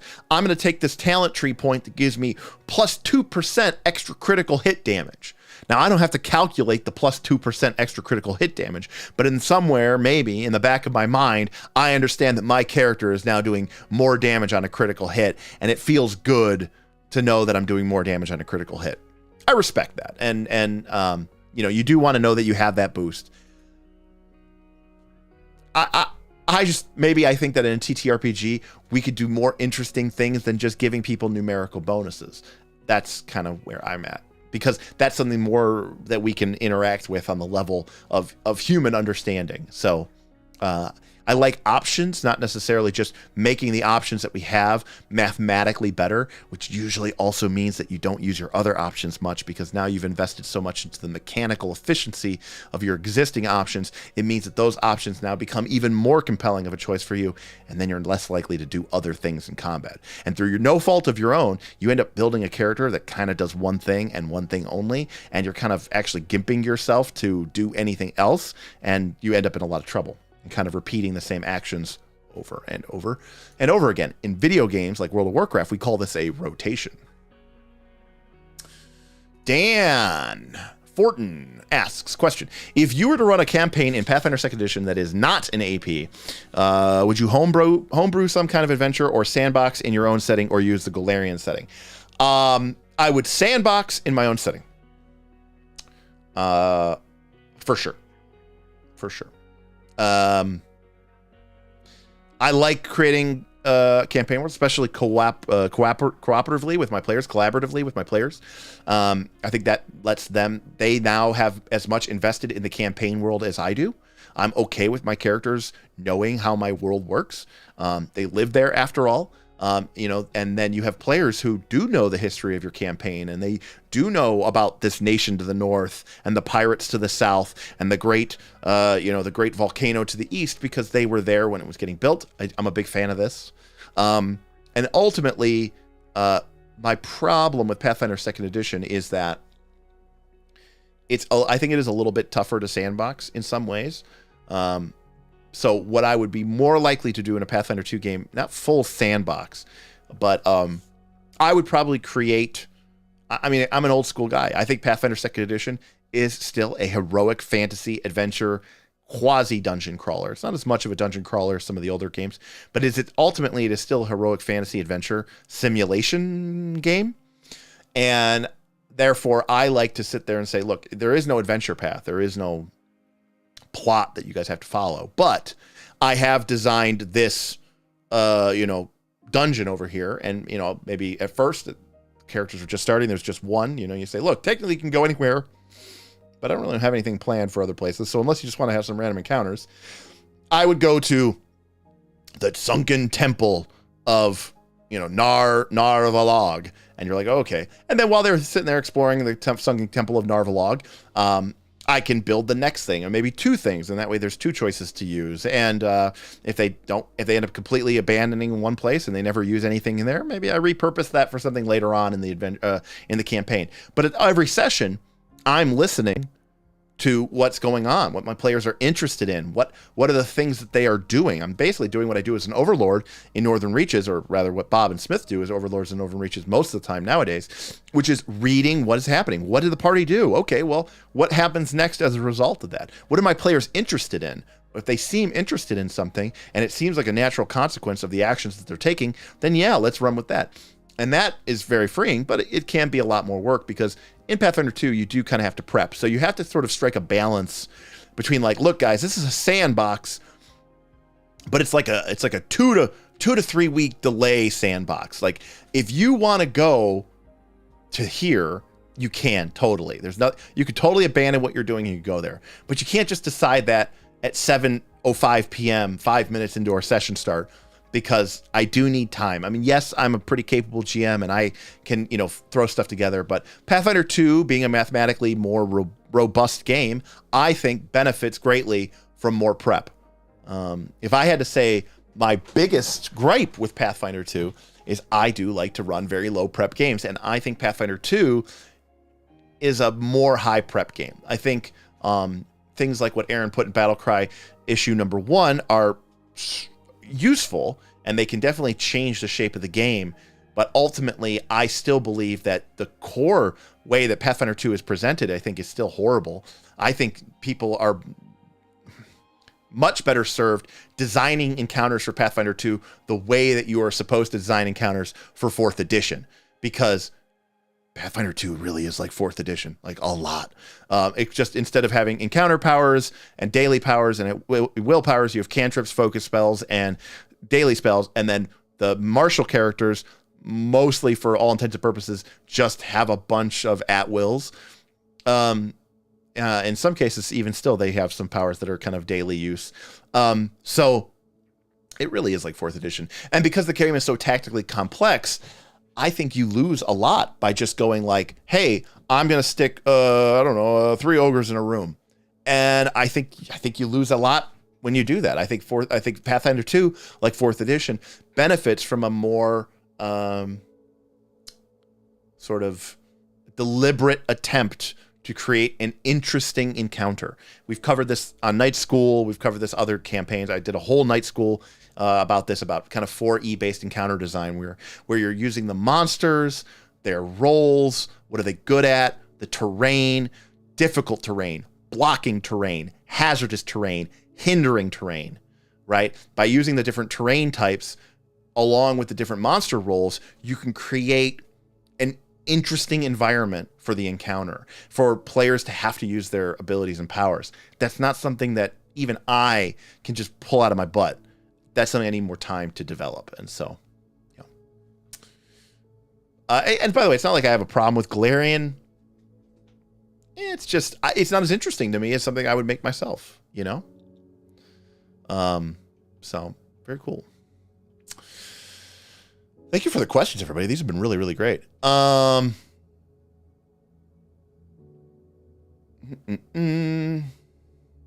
Would you say that Paizo sort of did something like that with Book of the Dead? Or are you looking for books that are very, very specific?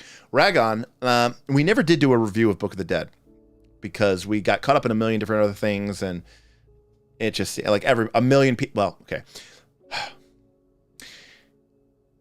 Paizo hates us. I mean, they might have hated us before, but after our all spells ranked, they really hate us. So, like, they never send us stuff in advance or anything like that. And so by the time, like, we got a hold of Book of the Dead, like, everybody and their mother had already had Book of the Dead for, like, weeks. And, people could just go and read it themselves. So it just felt silly to us to do a review of it. NoNat and Rules Lawyer and how it's played. Everybody else had done a review of it. Like, what are we going to do? But had we done it, we were going to give it a pretty good rating. Smith and I both liked that book. It's still not exactly what I would want Ragon, but the combination in that book of the archetypes, the new ancestries, some of those spells, the rituals, it is definitely a big step in the direction that I would like to see. I'm hoping that like Rage of Elements next year is more like Book of the Dead, but maybe even more like what I want, and less like Dark Archive. Dark Archive kind of felt like a cluttered mess to me. I don't know what that book to me is very weird. It feels like 7 different books stapled into one book. I was not a big fan of that. So, anyways, yeah. Well, let's see. Any other questions here? Strat, I believe the old school advice is to start the campaign in the first dungeon. I find that works well in Pathfinder 2e. Strat, my most recent Friday night 5e, 5 torches deep, Derek resource-based torchbearer hack game started in the dungeon. So it did start in the dungeon. How long do you think your prep sessions would be for a sandbox setting versus an AP? Well, with a lot of my APs, I've been reworking and rebuilding all the encounters anyways. So it also comes down to whether it's a VTT or not. So, I mean, my guess would probably be 2 to 3 times as long, at least. And that's if you're comfortable, you know, creating encounters and creating monsters and all that other stuff. Will your class tier video make more than one video to do this? There's like 22 classes. Well, I mean, how long does it take to go S? So one request that we had, which we might do, and honestly, class tier video will probably get a lot of views, so I'm not opposed to this. Someone said we should do the class tier video, but do it at different levels of the game. Maybe do like 1 to 10 versus 11 to 20 or something like that. And talk about maybe some classes are different at higher levels than low levels. A great example of this is, I think the War Priest is a fine class. It's not fantastic, but I think it's a fine class that at levels 1 through 10, you know, especially early, much earlier on. It's more like they're pretty good 1 to 4, and then they get better again at 7 to 10, but then they drop off. But then they're really not competitive at 11 to 20. I know I made a class and it was great. I have to use True Strike every single time I make an attack, but my character is really cool. Okay. If your character starts off with, and I had to cast True Strike, all right, your character class doesn't work. Anyways, so we could do that. You know, I don't know. I mean, 22 classes, 5 minutes of class. I mean, I don't know. You know, I'm not really trying to do like I'm not trying to go through every feat. That's not what we're not doing that. We're not doing that. Make each class a separate 15-minute video to get that YouTube Shorts love. 15 minutes is not YouTube Shorts. YouTube Shorts is 60 seconds, okay? That would not be the case. You know, I mean, could I do a video on every single class? I mean, maybe. We'll do just a class tier video. We're gonna do that Thursday, by the way, I think. This Thursday is gonna be a class tier video. So we'll probably do a 2 to 3 hour stream, 7 to 9, maybe 7 to 10 if we need to. And we'll just go through it. We'll just talk about the class, the strength. I'm sure people will disagree, but I mean, fundamentally, I'm going to be judging as classes based off of 1, my experience seeing the classes played, but 2, the statistical mathematical backbone of the class, its proficiency levels, its ratings, its rankings, its hit dice, its armor abilities, its weapon skill proficiencies, all that jazz. And then the strength of the class, feats, and then and features. And then lastly, does that class in the game of Pathfinder 2, does that class still function particularly well? So I think that's, you know, that's kind of where I'm thinking we'll be at. Yeah, 60 seconds is enough to give a ranking and a hot take. I mean, I don't like doing shorts. I like long form content. I like talking about the games and all that other stuff. So that is something that's valuable to me. Right. My alchemist build is great with my +3 greater fear flick mace. Yeah, of course. hot take. If you have a greater fearsome rune on your hammer weapon or flail weapon and you have critical spec, you did it. You're winning the game. When you crit a monster, the monster is done for. They are just over. Ranking each class on a different level is weird. 2, 3E doesn't have specific levels like 5E have, but 2E classes get random stuff for random levels. No, I don't mean I would rank it at each level, Broslef. I meant like I would rank the fighter, the alchemist, the barbarian at the levels 1 to 10. Just like one ranking. Early levels. Maybe 3 rankings. Early game, mid game, late game,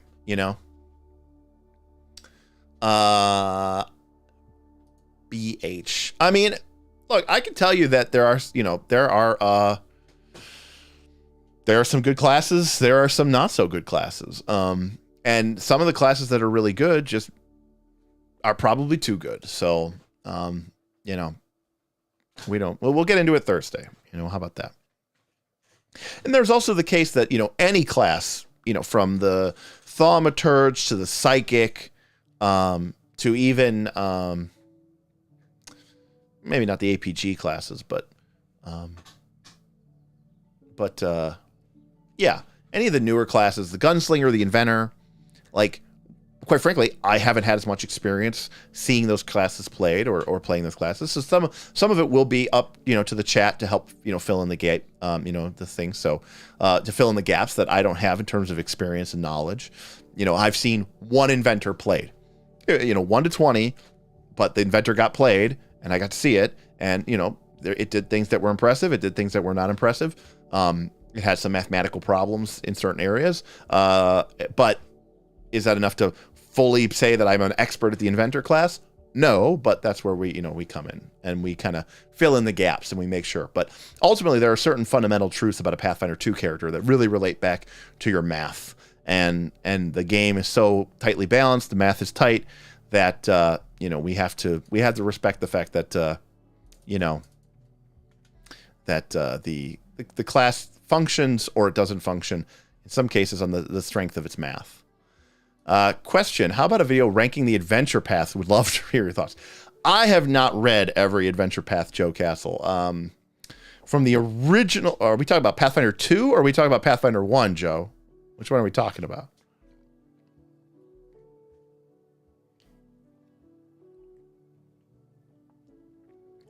I imagine too that it says either. I probably read about 8 or 9 or 8, at least some of them. I don't know that I read all 6 volumes of the PF1 adventure paths. I've played a number of them. I've run a couple of them. Obviously Rise of the Rune Lords, Return of the Rune Lords, Against the Giants, or Giant Slayer, Curse of the Crimson Throne, some of the classics. I've read those. For Pathfinder 2nd Edition, I read Age of Ashes. I stopped reading Extinction Curse because, that was horrible. Could not get into Agents of Edgewatch. I've read Abomination Vaults. I've read Quest for the Frozen Flames. I started to read Strength of Thousands, didn't finish Strength of Thousands. Now there's Outlaws of Alkenstar, and I don't think I've read that one either. So, yeah, I don't know. I've probably read about half of the PF2 ones, but BH has an interesting idea. Because, there was some complaints about that, right? That we kind of, in All Spells Ranked, we sort of mixed utility with theme. And some people, hopeless, horrible, munchkiny power gamers like Vin, were just like, I want the raw ranking of just power because I don't know. So there is some validity to what you're saying, BH. So maybe we will do that. Maybe we'll have 2 tiers. And we will rank a class based off of its scale, of just from a raw power gamer munchkin, thing, and then like a fun. BH, I would completely agree with this assessment. Like, exactly. Having played a cleric from levels 1 to 13, yeah, definitely the case. All right.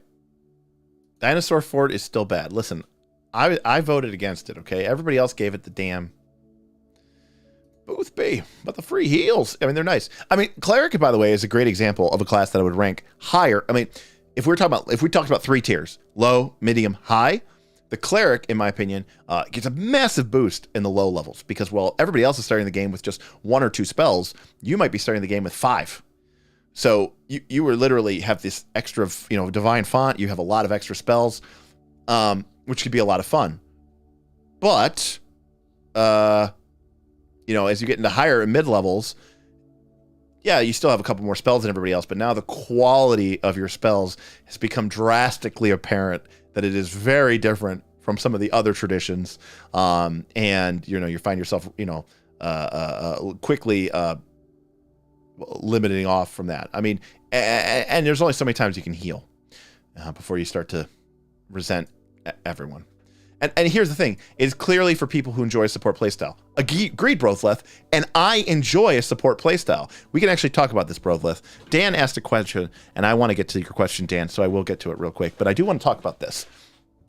I enjoy a support playstyle, Brothleth. What I do not enjoy is just casting heal every time. Like, that's just not fun. Like, 4th edition did supporting characters way better. Clerics and warlords in 4th edition healed as like a secondary, like they were the healers, but they healed as a secondary part of their character. Like a cleric could go over and smash something with its mace and give their ally a bonus to their attack, and then like as a minor action heal somebody. Okay, a warlord could lead the charge and get a bunch of people who surrounds him to charge with him, and they all make an extra attack. And then as a minor action, he can give someone an inspiring word and heal them. They still healed, but it wasn't like, that's your turn. That's your turn. Because ultimately, the problem with healing is all you are doing is restoring the status quo. You're not helping the party win. You're just keeping them from losing. And I understand that that's very important, and it makes a big difference. Again, I played a cleric many times in D&D, and just recently in Pathfinder 2. Moss, my halfling cleric, free archetype druid, with the sick dex and the acrobatics from the flame discipline. It was really awesome. He was an incredibly character. But healing was just basically like rolling back a good portion of the DM's turn. But that's so powerful. It is, and I enjoy support characters, but it still doesn't mean that it's fun. Because you want to feel like you're doing something proactive rather than reactive. And I'm going to use a WoW metaphor here, but I played a priest in World of Warcraft. And this was during like Burning Crusades and Wrath of the Lich King and Cataclysm. So I don't know as much about the modern day WoW. But back then, World of Warcraft, Burning Crusade era, I was a priest. And I would play Shadow Priest if I wanted to do DPS. But I almost never played Healing Priest. I always played Discipline Priest, a Disco Priest. Because casting Power Word Shield on somebody, along with all the extra riders and triggers and effects that could go onto Power Word Shield, always felt much cooler to me than healing someone after the fact. Because it was like I was being proactive. I was dropping a shield on them right before the big attack, or dropping a shield on them right before they dove into a PvP situation. And I always thought that was much more appealing than just responding to the damage that they just took. Okay. That's what I'll say about that. Let me answer Dan's question. Could you explain the Oracle system? Okay, so Oracle is a term used for essentially a random table that generates ideas or suggestions or outcomes. There are some games have their own Oracle tables in them. Some games or some books or products are specifically designed to be nothing but Oracle tables, like the infamous Gamemaster emulator, or the GME. Let me see if I can bring it up really quickly. Let me go to my library.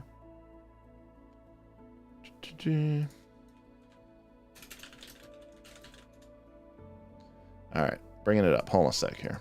We'll bring it up. We'll go through it. All right.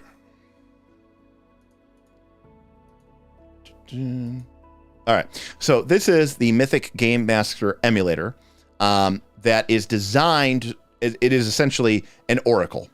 It is designed to sort of push your game and create. It's sort of like it's like a random generator for GMing. All right. So there's a bunch of stuff here. Like obviously this is kind of complex. So let me go here. So like here's a D100 roll. Okay. So let's say that you want to know, let's say something just happened. There was an event. Okay. And the GM needs to decide, what does that event mean? Well, you could roll a D100. There's different percentages and different ways to determine this. But let's say that we roll a 25. Okay, this event is about dominating somebody. Okay, what are they about dominating? All right, we roll another D100. I don't know, 69. Why not? All right, dominating wounds. What does that mean? We have to figure that out. Okay, like dominating wounds. Maybe it's a torture scene, right? Dominate wounds. Okay, like they are trying to. Okay, that's the subject. It's the subject of the wounds. Or maybe there's someone who's hurt, and they're trying to hold them down so that they can treat their wounds and they won't let themselves be treated, right? This is all about this idea of inspiring this moment that happens at a game table when there's something unexpected. And you as a game master or you as a table, along with your players, are trying to figure out a way to make sense of this and push your story in a new and exciting direction. And so when we talk about using an oracle, we talk about meaning, like you're in a situation and the players ask you like, hey, what does this, I'm trying to find this table here. Hold on a sec. Here we go. 33. What does this, NPC want from me, or what are they doing? Like, how are they responding to this? You could roll on this table and say, oh, they're here to spy on you. They're here to ambush you. They're here to imprison you. And it's a fun way to sort of introduce a lot of randomness into your game, but also kind of push it in an interesting method. I don't know that I did the best job explaining it, but basically it's about the GM taking their hands off the wheel of their own game and kind of letting randomness and fate decide. So that's pretty cool. So yeah.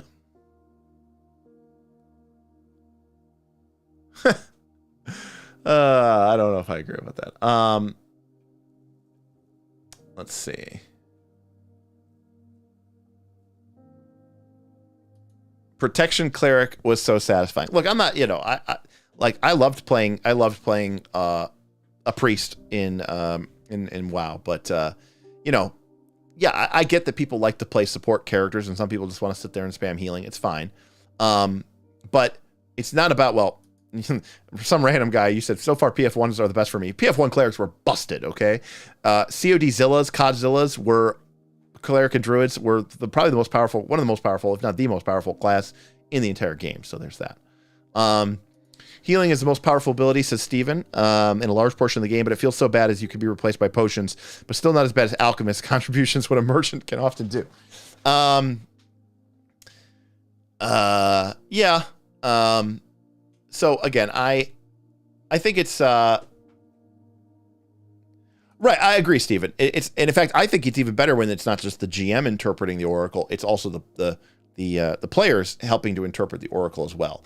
And I think this is, for me, the fun part of being a DM is being forced to think on your toes and to come up with something that makes sense, that ties together all these other separate threads, and you sort of weave it into this really fun story. And no one can point around and say, whose story was that? And you say, well, it's all of our story.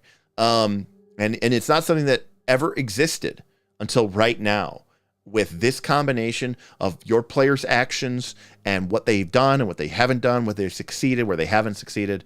And that to me is like where RPGs are at their like absolute best moment. I think, I don't think many people appreciate this, but I've said this before.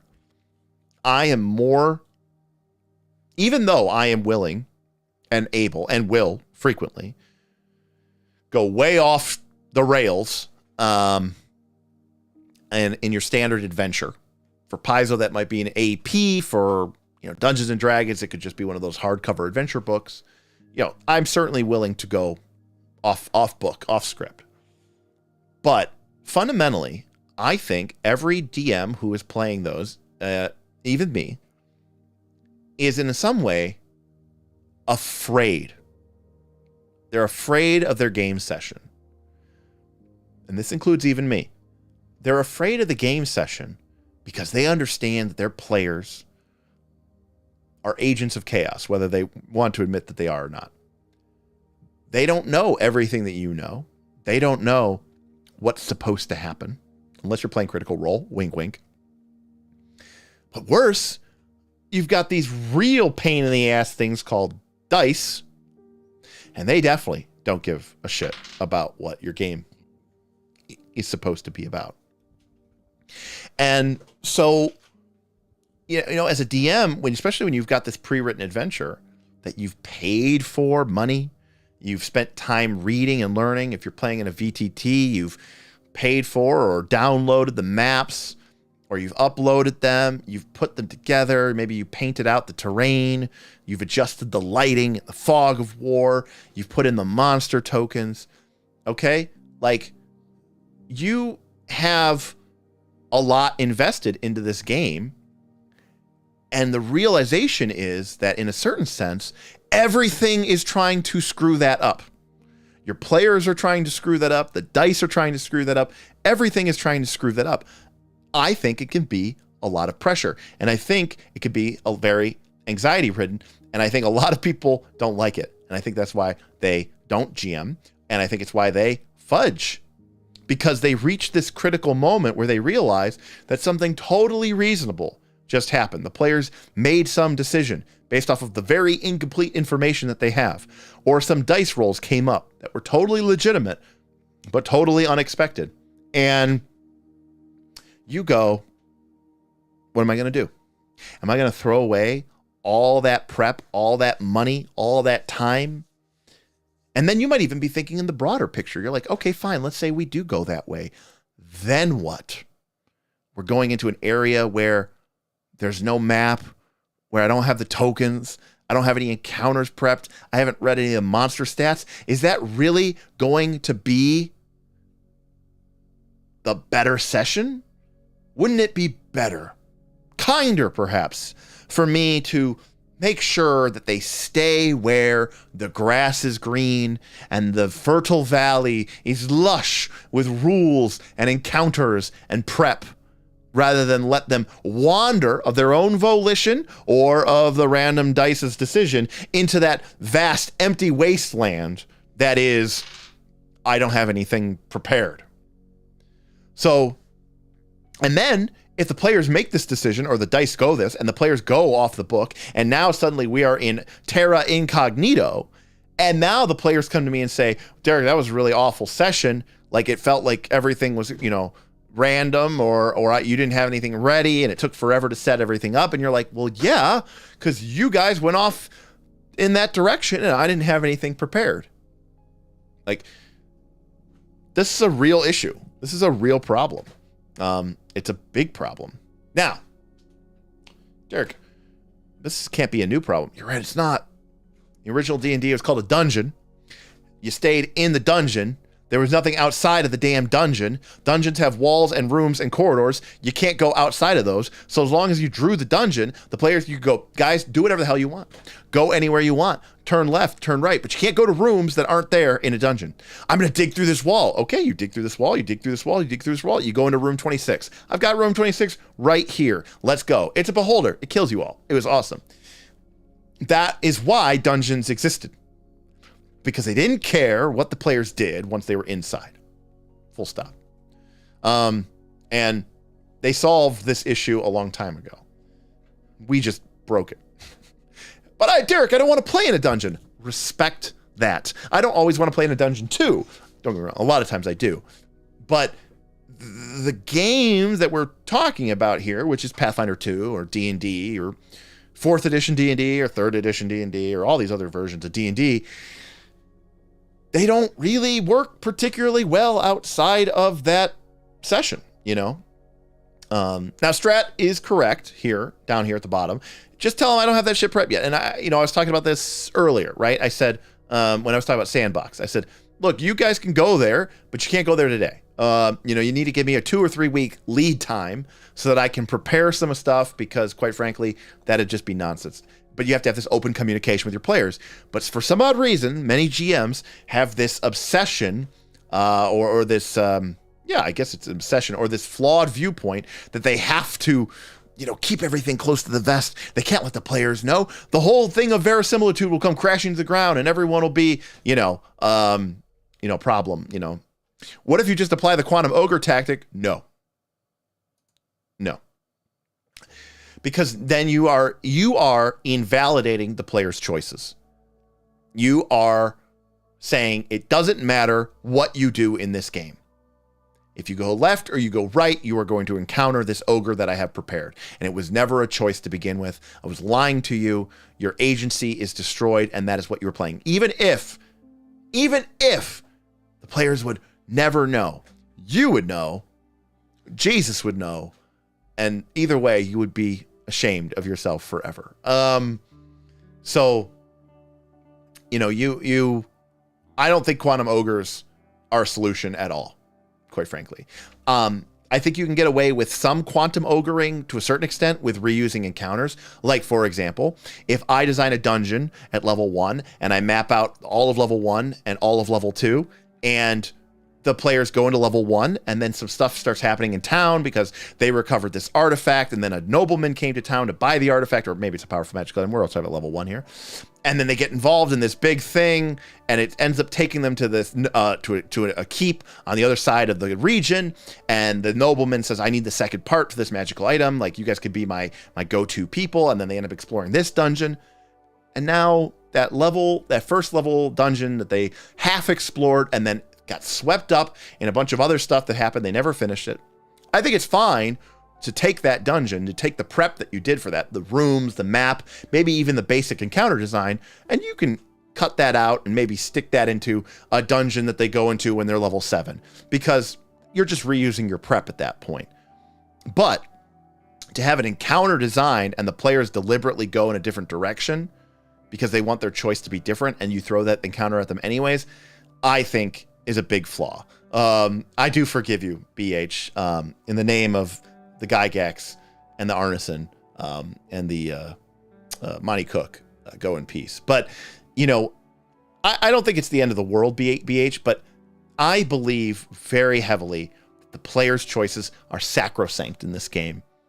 And I think that the reason why I play role-playing games, I think the reason why you all play role-playing games, is because you want something that isn't like other media. Books, TVs, even video games, even though they've gotten very good, the decision has been made for you. No matter how much you want Robb Stark to leave that room, he will not. You're locked in. Role-playing games give you the ability to make meaningful choices and to see the story change and evolve and become something totally different because of those choices. And I think taking that or robbing that from your players is defeating the whole purpose of role-playing games. At that point, it's just become an interactive novel.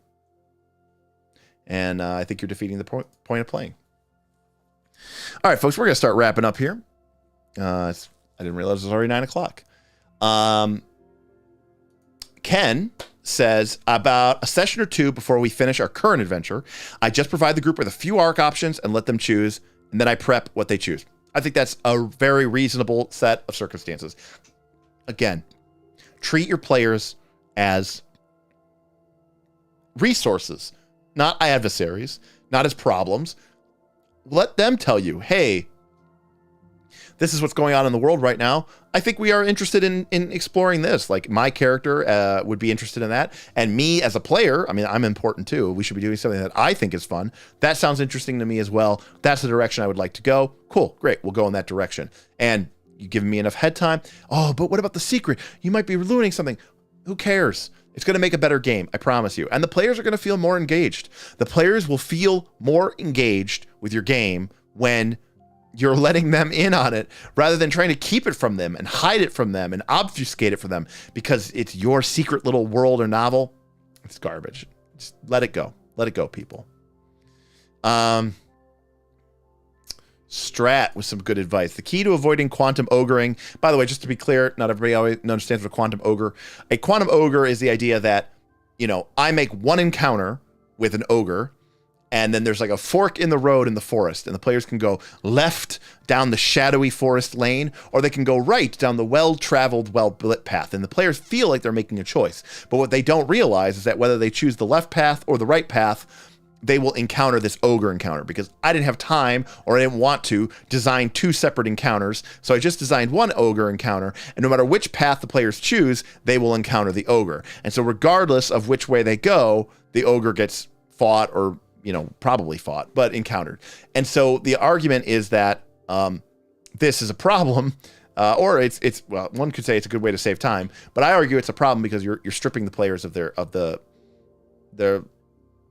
validity of their choice, their agency in making a decision.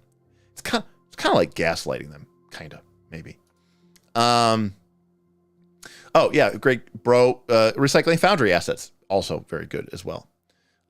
Yep, Ken, including the group in your adventure path decisions makes your life easier and gives the player more agencies, 100%. And realize that there is a distinctive difference, too, between player character agency, which is important and should be part of your game. Player characters should have options that they can take that are exciting and well-informed, like, I should attack this guy. No, I should trip him. Well, what's his fort save? I know that. Or what's his reflex save? I know that. Okay, I can make an informed decision. That's like a player character decision. But your players should make decisions as well, like, what NPCs are interesting to us? What plot lines and plot threads are interesting to us?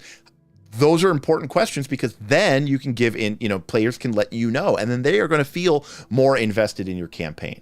So yeah, I think those are really all wonderful, fantastic, great pieces of advice. So Dan says, thanks for answering all my random questions, Derek. Great info as usual. Well, I appreciate you, Dan. I appreciate everybody for stopping in tonight. We had a nice little stream here. It looks like we had we've dropped down, of course, as we reach the 2-hour mark, but we got about 45, 50 people in here tonight, and we had some incredible super chats and some great tips. Let me give everybody a quick thank you for doing that.